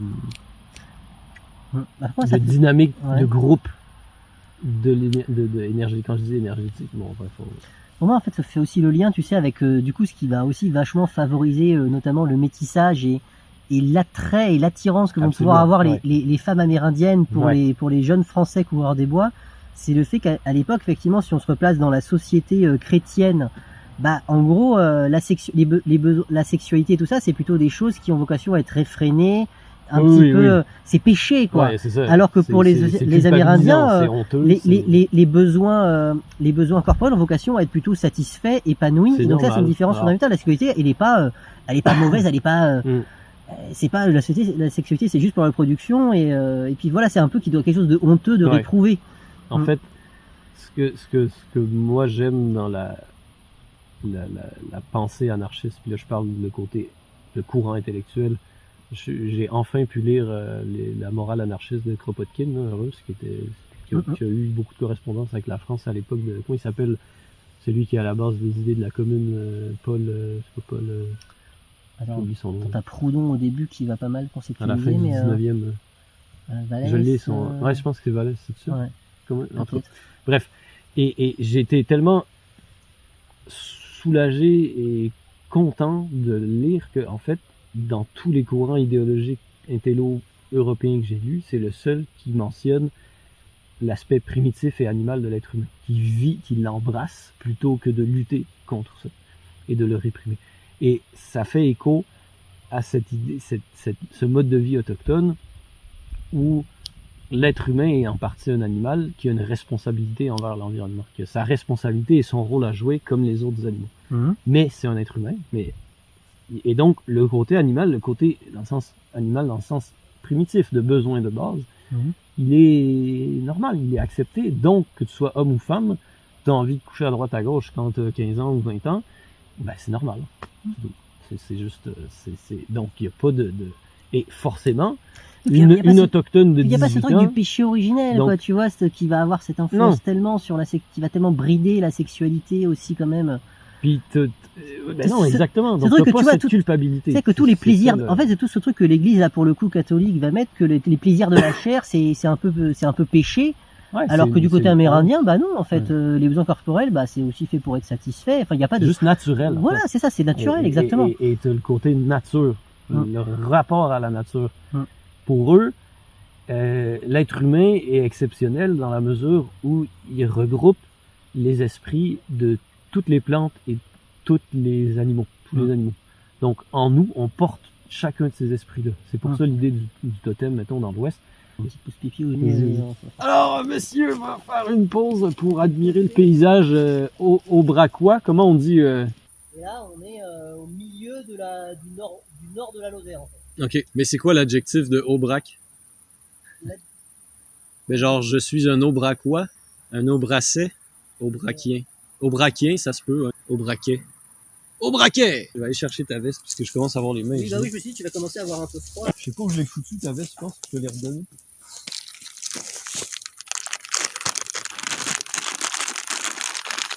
Il reste 6 gigas. Bon, ça va. On en parlait l'autre jour. L'aspect de virilité. Un jeune homme va vouloir se prouver surtout à la guerre parce qu'il veut montrer que, bon, voilà, c'est l'ego guerrier, là. Et donc, c'est pour ça que c'est les plus anciens qui dirigent, qui décident plutôt. Pas qui décident, mais qui qui ont, comment on dit, pas qu'ils ont le pouvoir, là, mais parce que justement ils sont plus sages, ils vont pas vouloir aller guerroyer juste pour montrer. C'est ce que t'as partout autour du monde qu'un peu les organisations. Voilà, les gens ils ont l'expérience de la vie, cette espèce de sagesse de la vieillesse. L'autre façon de former sa virilité dans le sens de devenir un homme adulte, mature et responsable, c'est par le voyage, c'est par le commerce et la diplomatie, mais affronter la rudesse du climat nord-américain, dès qu'ils sont gamins, ils sont tout nus dans la neige. Ils s'imprègnent du climat au lieu de vivre en résistance avec lui.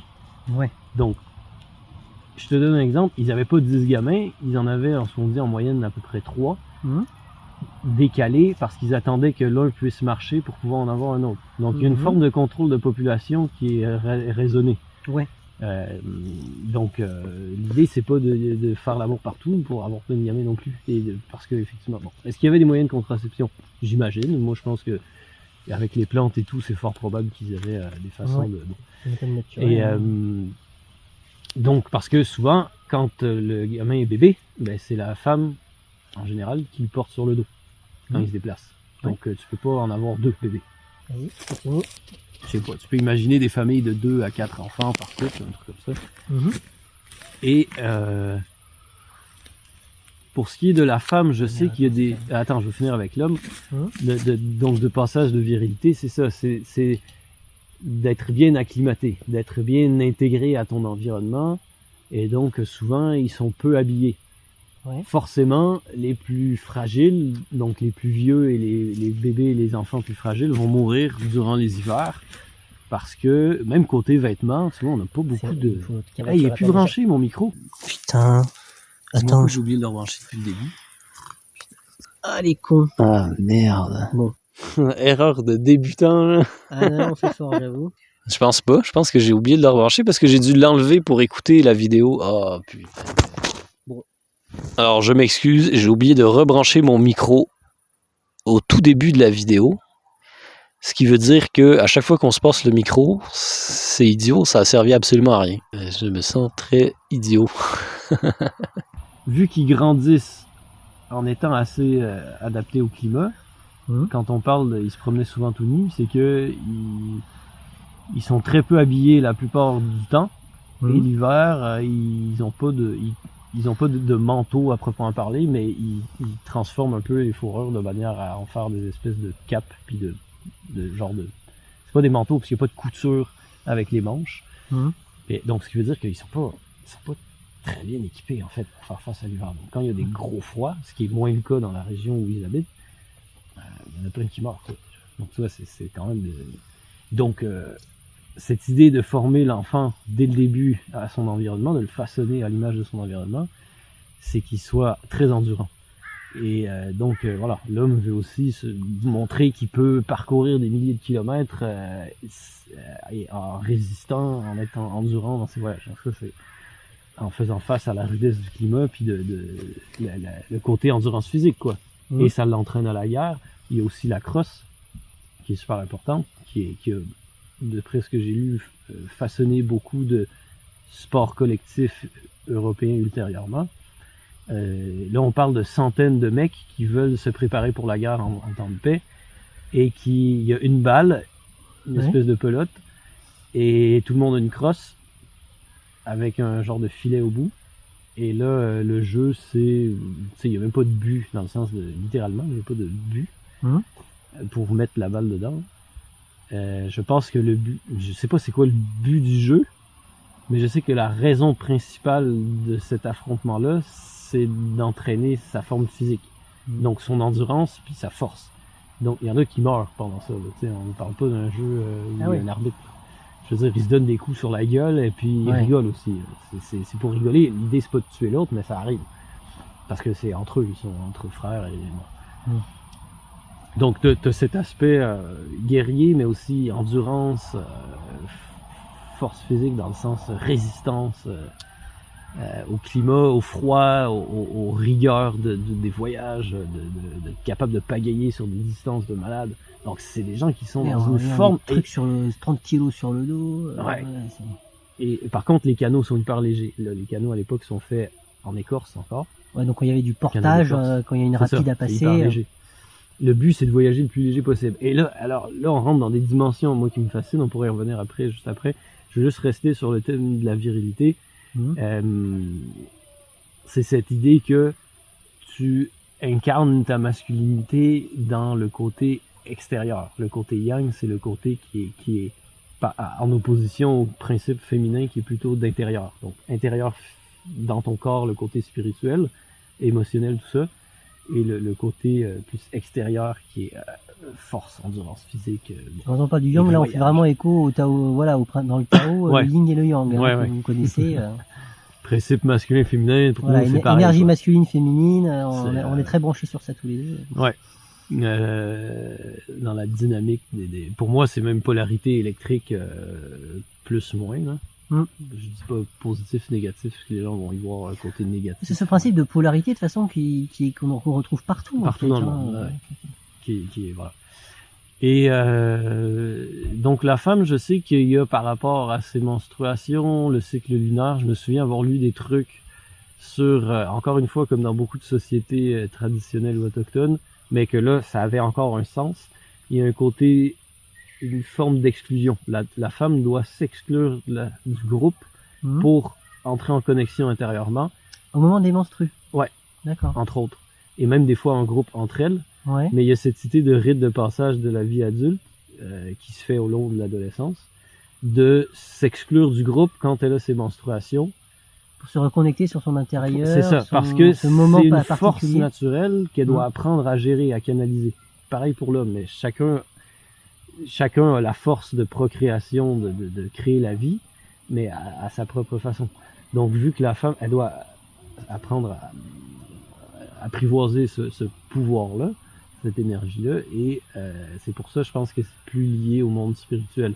C'est le côté aussi très maternel et terrestre de fertilité, de côté d'abondance. On parle comme dans plein de figures politistes en Europe, voilà. Et même chrétiennes, on pourrait dire. Ouais. Après, c'est ça. Donc, je voulais juste clore ça. Je retourne sur le côté voyage où effectivement des fois les femmes partaient en expédition, les accompagnaient du moins sur une certaine distance. Parce qu'on s'imagine, on se doute qu'elles n'avaient pas toutes, la grande majorité n'avaient pas leur forme physique, l'endurance, parce qu'eux ils s'entraînent à ça, ils vivent. Bon, bref. Après, faut pas y voir un idéal spartiate non plus, ça n'a rien à voir. C'est juste le côté de. Parce que c'est pareil, t'as toujours des mecs qui sont un peu plus forts, un peu moins. Il y a vraiment une notion de eugénisme aussi. Oui. Dire. Donc, là, on n'est pas là-dedans. Non. Puis de servir l'État, machin, bon, c'est. Mais t'as quand même, bon, bref, t'as la fierté qui rentre en compte, c'est sûr. Mais... Et là où ça devient complètement barjot, c'est que quand les Français vont arriver puis vont cartographier, faire leurs premières cartes, c'est les Amérindiens, tout le temps, qui vont les corriger, qui vont dire non, ce fleuve-là, il va pas là, la côte est pas là, puis des détails hyper minutieux. Ils avaient une connaissance intérieure, donc de mémoire et de ressenti, du territoire qui est phénoménal, parce qu'on parle sur des milliers de kilomètres. C'est-à-dire qu'eux, ils faisaient pas de carte, mais quand les Français faisaient une carte, ils disaient non, ça va pas là, ça c'est pas là, ça c'est ici. Ouais, mais c'est que cette tradition orale, comme plein de peuples, où c'est à l'intérieur de toi. T'as pas besoin de l'extérioriser, t'as pas besoin d'un support extérieur pour t'en rappeler. Donc tu le vis, tu l'incarnes. Et donc, ils vont... Parce que les voyageurs français, ils vont remarquer que, entre autres les missionnaires, ils vont remarquer que pendant leurs expéditions, les mecs, ils leur disent, mais vous apportez pas de provisions, comment vous allez faire pour bouffer, vous n'avez pas chassé sur place et tout. Ils disent, non, mais t'inquiète, nous on sait qu'à tant de kilomètres, on a la cachette au pied du cèdre qui est en forme de je sais pas quoi, et il y a un restant de poisson séché, machin. Et ils arrivent, et comme de fait, le mec, il se rappelle exactement la saison de l'année dernière, genre à l'automne dernier, avant l'hiver, où est-ce qu'ils avaient... Donc, ils ont ça partout, sur le territoire qui... Ils l'occupent même pas, mais ils l'habitent, ils transitent par là. En fait. Ils connaissaient par cœur leur environnement, le terrain, Ouais, c'est phénoménal, franchement, parce que l'environnement, il change tout le temps. Donc, ils prennent toujours le même sentier, forcément, donc ils entretiennent leur sentier. Donc, tu sais, on voit vraiment le rapport au territoire, c'est profondément ancré dans... C'est la nature qui te guide. Ils font un peu tu un avec leur environnement. communion avec. Ouais. Ça sonne un peu idéal comme ça, mais c'est quand même le côté... C'est ça qu'un animal fait. L'animal, il a pour moi son côté magnétique, sa boussole magnétique qui le guide vers l'eau, la proie s'il est carnivore, ou le déplacement voilà, des autres populations animales, comme l'ours qui va pêcher. Il y a la vue, c'est sûr, mais il y a plus que ça. Et puisqu'on parle de ce lien à la nature, est-ce que maintenant tu peux nous parler un peu de leur spiritualité, de leur rapport avec la nature et leur environnement, là, au sens plus un peu spirituel Ben, tu sais, il n'y a pas d'organisation, il n'y a pas de structure de religion dans le sens de croyance. Il y a vraiment, quand on parle de pratiques primitives, pour moi c'est pas péjoratif dans ce sens-là, c'est le côté où il y a quelque chose de très naturel et de très libre. Donc, il n'y a pas de... Je peux pas décrire une forme d'organisation. Peut-être qu'il y en a une, mais je peux plus parler, c'est ce que je dis un peu depuis tantôt, c'est le rapport à l'être vivant.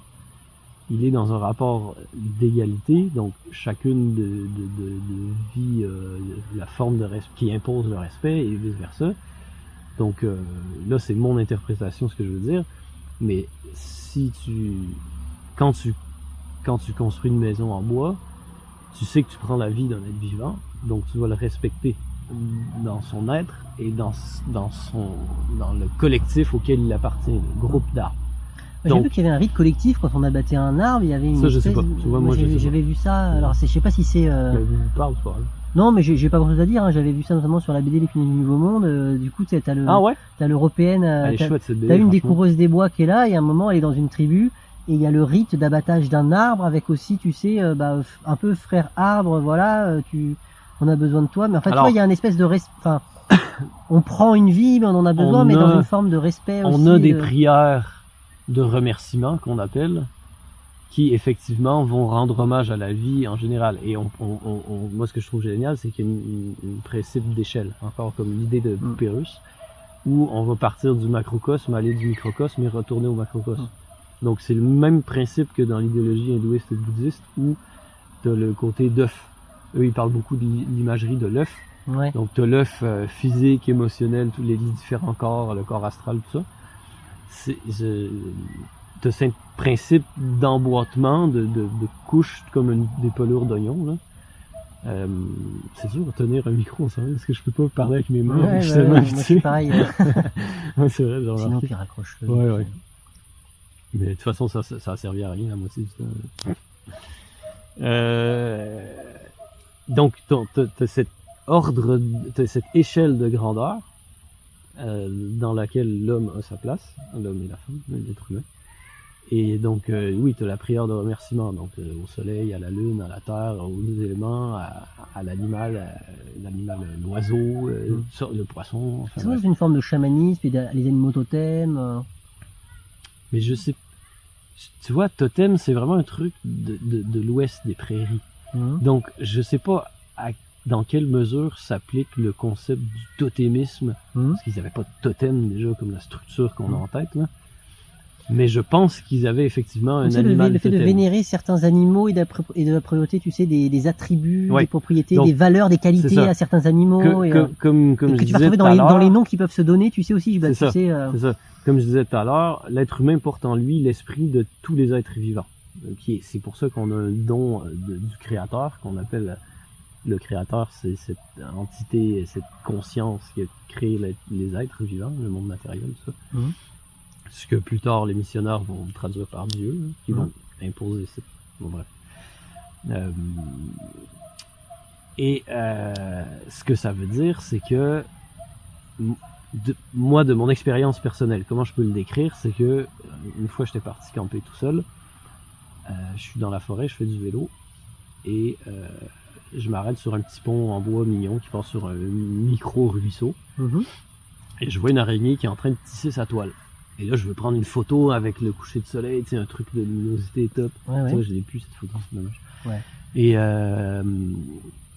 je regarde l'araignée, puis moi, je n'ai pas peur de l'araignée, j'ai une phobie des limaces, puis des trucs gluants. Les vers. Les vers encore, ça peut aller, mais c'est pour dire que moi, les araignées, bon, après, t'as des grosses araignées bien dégueu qui, effectivement, t'as pas envie d'aller les prendre dans ta main nécessairement. Ouais. Mais elle est belle en train de faire sa vie, même si elle est en train de tendre un piège aux bouches, puis de son côté prédateur. Hein. Ouais. Voilà, c'est dans la nature, aussi, c'est comme ça, c'est ça. Et là, j'ai vraiment, comme je peux dire, pour moi, connecté avec son esprit parce que je la voyais, je la regardais plus avec mes yeux, je la regardais avec le cœur. Et donc, j'ai ressenti son esprit dans mon cœur. Ce que je veux dire, c'est que là, quand je t'en parle, je la vois nettement, exactement comme je l'ai vue physiquement à ce moment-là.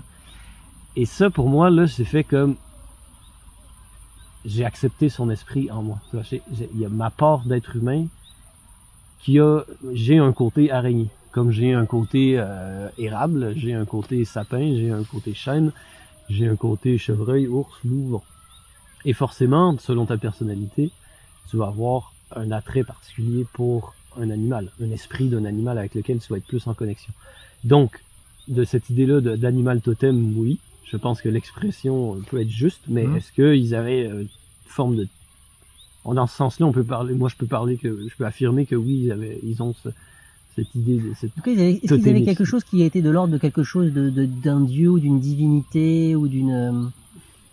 Non, on parle vraiment d'animisme. Et puis des rites, des rituels, ouais, animisme, ouais. Donc il y a le mythe de la création qui a anthropomorphisé des forces naturelles, machin. On pourra en reparler, mais je pense que c'est vraiment chaque être et chaque lieu a son esprit et nous on a notre esprit et il y a une dynamique invisible de connexion. Tu es constamment connecté avec l'esprit des autres trucs. En tout cas, comme dans le bouddhisme la nature, c'est pas un truc à contrôler ni exploiter, mais voilà, non, on fait partie de la nature, enfin, on fait un tout. Oui, c'est ça. Mais c'est plus que ça, c'est une responsabilité, comme je disais, de gardien de l'équilibre naturel. Et que tu vas retrouver dans les civilisations en Amazonie qui peinent à élucider en ce moment, au Mexique et tout, tu as ça aussi. Mais eux, ils ont connu plus de déséquilibre à mon sens, dans le sens des fortes ascensions et des grosses chutes civilisationnelles, au sens civilisationnel. Est-ce que de ce côté-là aussi, ils avaient une cosmogénèse ou une théorie, une vision, un récit de la création du monde qui avait créé l'homme ça, nous, chez les Hurons-Wendat, bon, c'est ça, c'est ce que je connais le mieux, encore une fois. C'est il y a un bouquin, il y a eu du gros travail intéressant anthropologique et archéologique dans les années 70. Donc on a encore des très bons écrits de cette époque-là sur les Wendat. Mais là, maintenant, tu as une vague plus autochtone déjà, tout ça. Mais il y en a une qui est assez fondamentale, un auteur qui est assez fondamental, incontournable, c'est Bruce Trigger. Et lui, il a écrit un livre qui s'appelle Les enfants d'Ataïntik, pour reprendre le nom du mythe de la création, qui est, je pense, iroquois. Je pense que les Iroquois le partagent, il me semble. Et donc là, en gros, parce que c'est quand même décousu pour moi, là, avec ma mentalité occidentale, donc c'est assez difficile à raconter. Mais en gros, non, puis c'est une question de mémoire aussi, t'as la figure de la déesse mère, qui s'appelle Ataïntik, donc Ataïntik, qui va tomber d'un arbre, entre les racines d'un arbre, qui est comme dans le ciel, à cause de... Pourquoi? Je m'en rappelle plus. Mais il y a une figure masculine en arrière. Ouais, là, tu sais, c'est... celui qui a récolté ça et qui l'a mis par écrit, c'est Marius Barbeau, un anthropologue canadien-français au début du 20e siècle. Donc déjà au début du 20e siècle, la majorité des Wendat, même en Oklahoma, parce que comme on va en revenir, ils sont un peu éparpillés partout en Amérique du Nord, t'as les anciens, les aînés qui parlent encore la langue, mais déjà il y en a beaucoup qui parlent plus la langue. Donc, et ils sont tous chrétiens, donc forcément ça a été influencé avec le mythe de la création biblique. Donc, ça à prendre avec des pincettes, tu sais. Mais voilà. c'est pas grave, il y a quand même la tradition orale aussi qui a joué là-dedans. Ouais. Donc, elle va tomber entre les racines d'un arbre. Je pense qu'elle est enceinte à ce moment-là. Elle est mise enceinte par... Comme... Je me rappelle plus quoi. Mais c'est pas un homme, à proprement parler. C'est comme l'Esprit Saint, un peu. genre... je sais plus. Ouais. Je me rappelle plus. Et là, elle va tomber du ciel sur le dos de la grande tortue. Nous, on appelle l'Amérique du Nord la grande tortue. Puis c'est vrai que géographiquement, quand tu regardes d'un point de vue satellite, ça fait comme une tortue qui nage. C'est intéressant. Il faut avoir un peu d'imagination, mais c'est l'esprit de la Terre pour eux, c'est ça que ça évoque. Et là, non, je pense qu'elle tombe dans l'eau avant. Elle tombe dans l'eau, et là, il y a les animaux, différents animaux qui se consultent pour genre, ah mon Dieu, il faudrait peut-être la sauver et la sortir de là. Et il y en a qui disent oui, il y en a qui disent non, on ne rappelle plus lesquels. Et il y en a un, je sais plus, genre la grenouille, ou je sais plus. Vraiment, je suis vraiment... faudrait que je leur lise, là. Faudrait que je fasse mes devoirs. Et ils vont la sortir de l'eau pour la ramener sur le dos de la tortue. Ouais, bon, c'est très grosso modo. Là. Oui. Et de là vont naître ses deux fils, les deux frères dont je parlais plus tôt. Celui qui incarne plutôt le yang et l'autre qui incarne le yin. Donc plutôt le principe de bienveillance et de justice et l'autre plutôt le principe de malice et un peu... je sais pas c'est quoi le mot, pas égoïste mais... Non mais c'est marrant parce que ça fait vachement penser à ce truc des frères ennemis rivaux avec un dieu plutôt bienfaisant, bienfaiteur de l'humanité et le dieu plutôt pas cool exploiteur. Ouais. Ça correspond c'est pas cool exploiteur, c'est vraiment plus... Moi, je fais plus de parallèles avec l'hindouisme, Shiva et Krishna, Krishna. Shakti, donc le principe destructeur et créateur plutôt. Donc c'est celui qui fout le bordel, qui détruit tout, et t'as l'autre qui répare et reconstruit. C'est l'archétype de Osiris 7 dont je parle pas mal en vidéo sur le gnose et de Enki Enlil sumérien. Non mais encore une fois intéressant que tout autour du monde on retrouve un peu toujours les mêmes archétypes. Parce que dans le côté plus Mésopotamie, t'en as d'autres aussi. Oui, mais ces deux-là, c'est les deux figures centrales et tout s'articule autour de ça. Absolument. Bon, on va pas rentrer là-dedans, mais moi j'ai des théories là-dessus. Les hypothèses, on va dire. Et voilà d'où découle l'humanité. Donc le genre humain, là, on va dire, c'est une déesse, la création. La déesse mère, qui fusionne, qui tombe du ciel et qui fusionne avec l'esprit de la terre, littéralement, pour donner naissance. Qui tombe dans la matière un peu d'une certaine façon. Oui, c'est ça, absolument. C'est intéressant, parce qu'entre les racines d'un arbre pour moi, céleste, ça fait écho et résonance avec plein d'autres trucs. Oui, très intéressant. C'est fascinant. Ça, c'est le principal mythe de la création. Parce que là, tu dis, mais les enfants... Et donc la création, c'est une femme qui crée l'humanité. C'est clairement un truc. C'est une femme qui crée l'homme et pas un dieu masculin. Ça, c'est intéressant parce que aussi. la femme... Pour moi, c'est une anthropomorphisation de la naissance de l'humanité. Bah oui, parce que dans toutes les traditions les plus anciennes, d'où venait la vie, elle venait d'une femme. Oui, c'est ça. Du féminin, c'est elle qui donne la vie. Donc c'est intrinsèquement sacré. La femme, elle peut pas être vue inférieure, ça n'a aucun sens.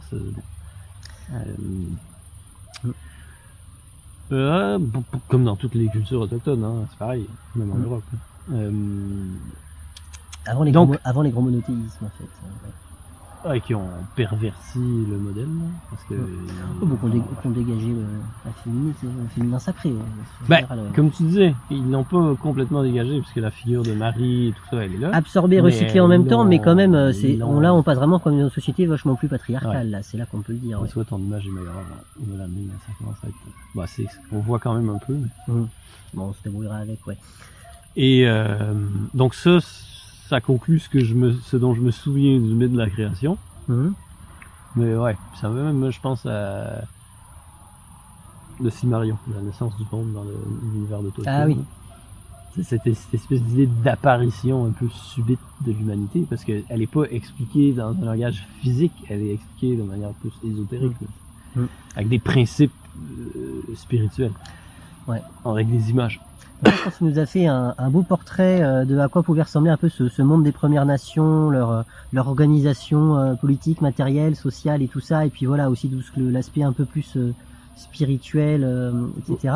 Ouais. Et attends, je ouais. vais rajouter un ou deux Ah oui, trucs, vas-y. parce que ça Ouais. c'était le mythe de la création. Ouais, Et côté pratique quotidienne, ouais, ah oui. t'as l'idée que tu vas recevoir un peu ton animal totem en rêve. Le monde des rêves est super important.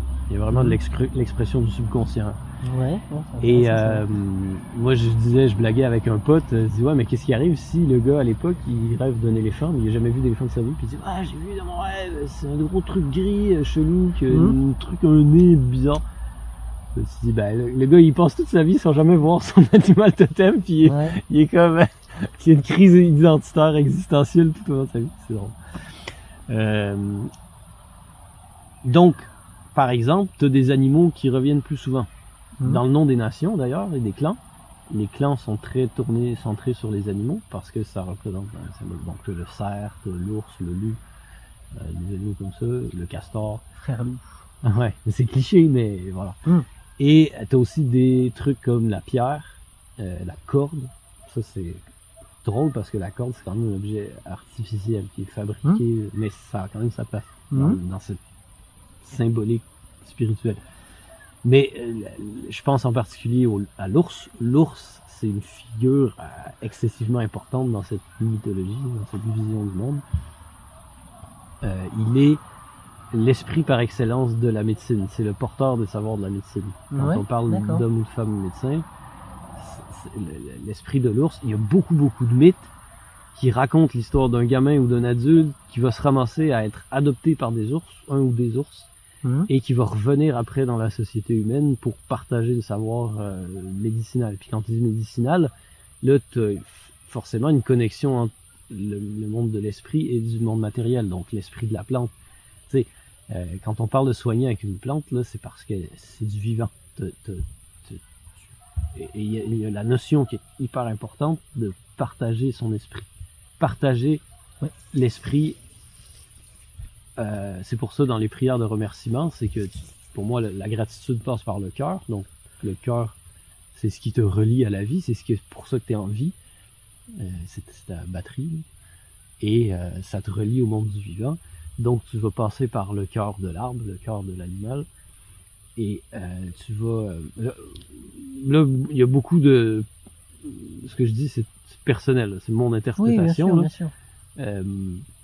T'as beaucoup donc la figure de l'ours, elle est hyper importante dans la médecine.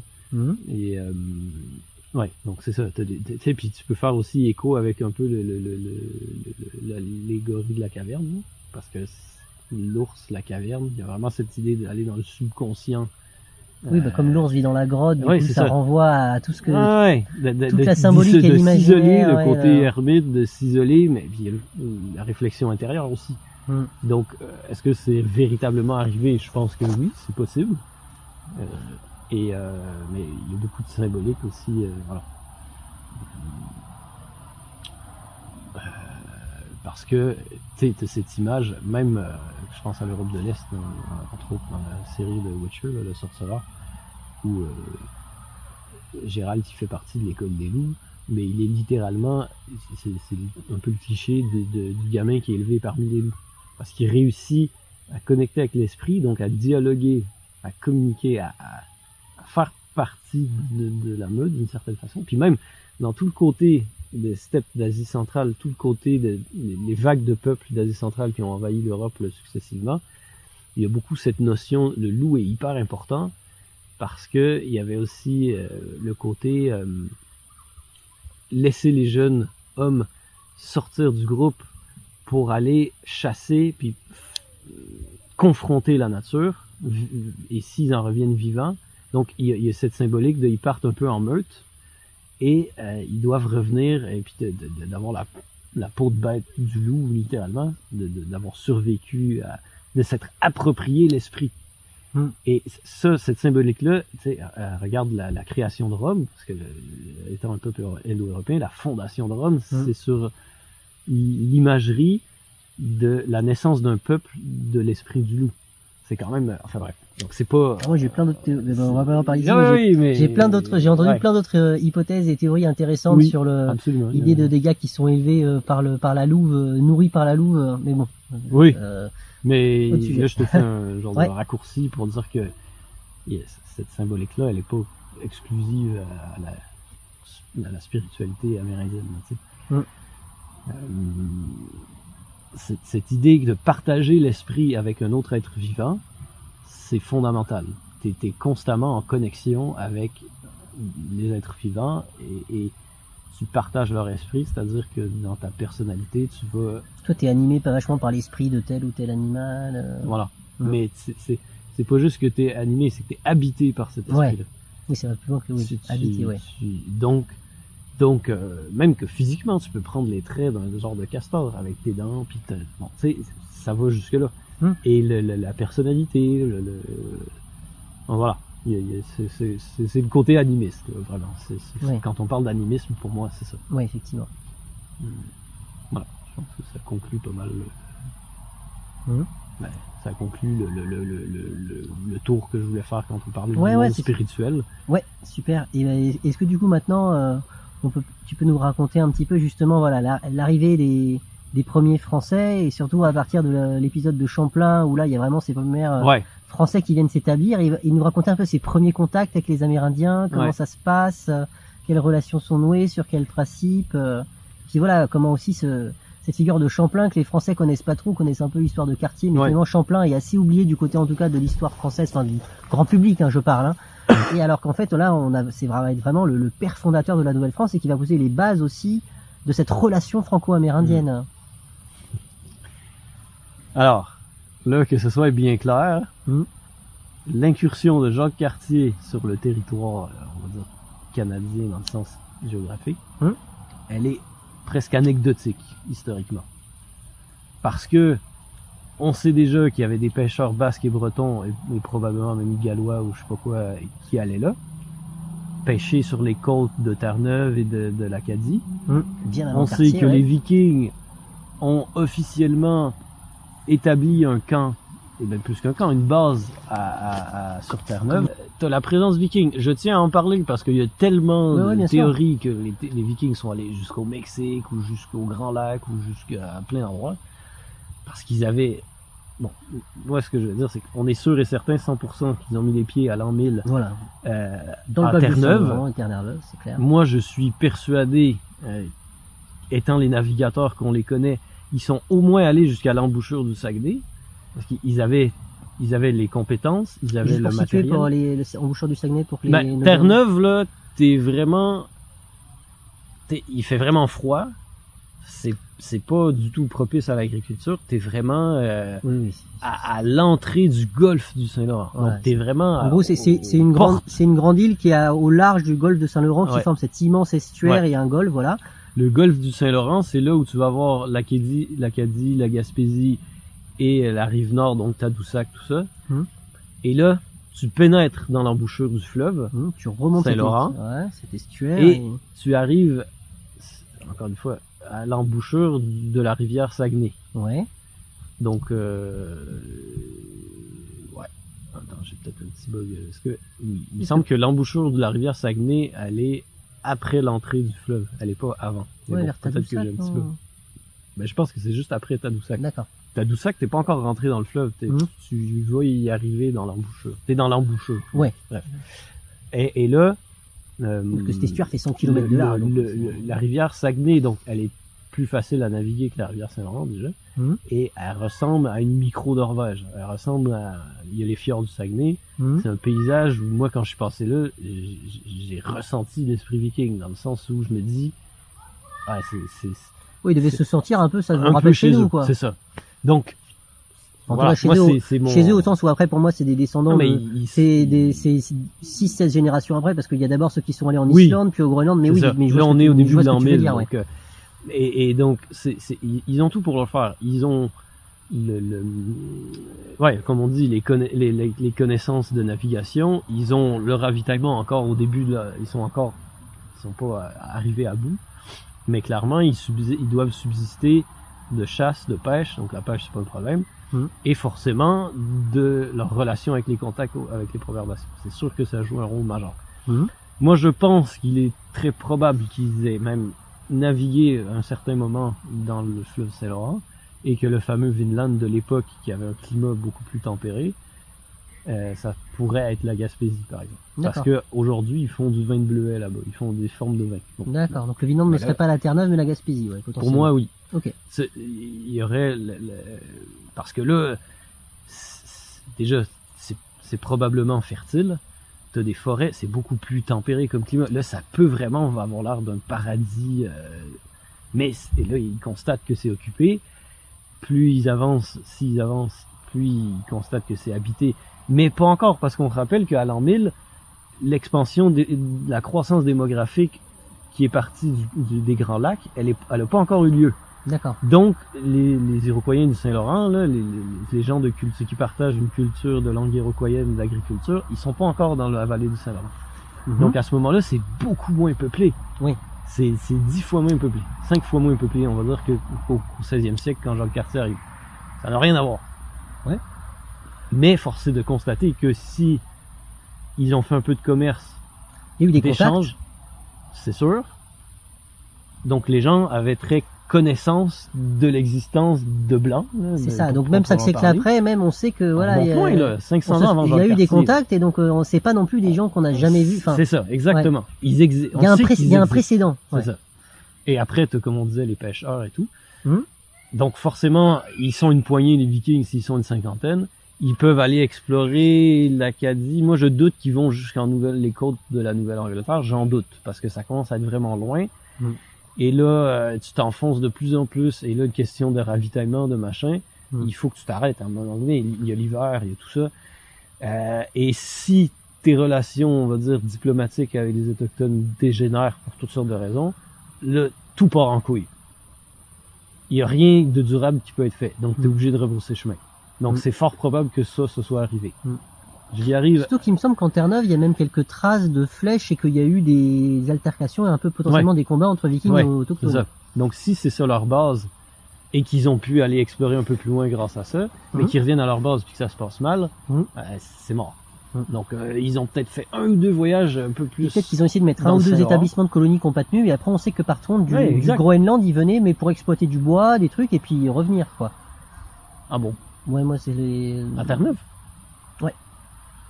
Parce que qu'en fait, t'avais très peu de bois au Groenland, qui faisaient des expéditions pour venir notamment choper du bois et quelques ressources qui ramenaient au Groenland, dans leur colonie du Groenland, qui ont fini elles-mêmes par s'éteindre aussi à cause des changements climatiques. C'est exactement, de refroidissement dans la région.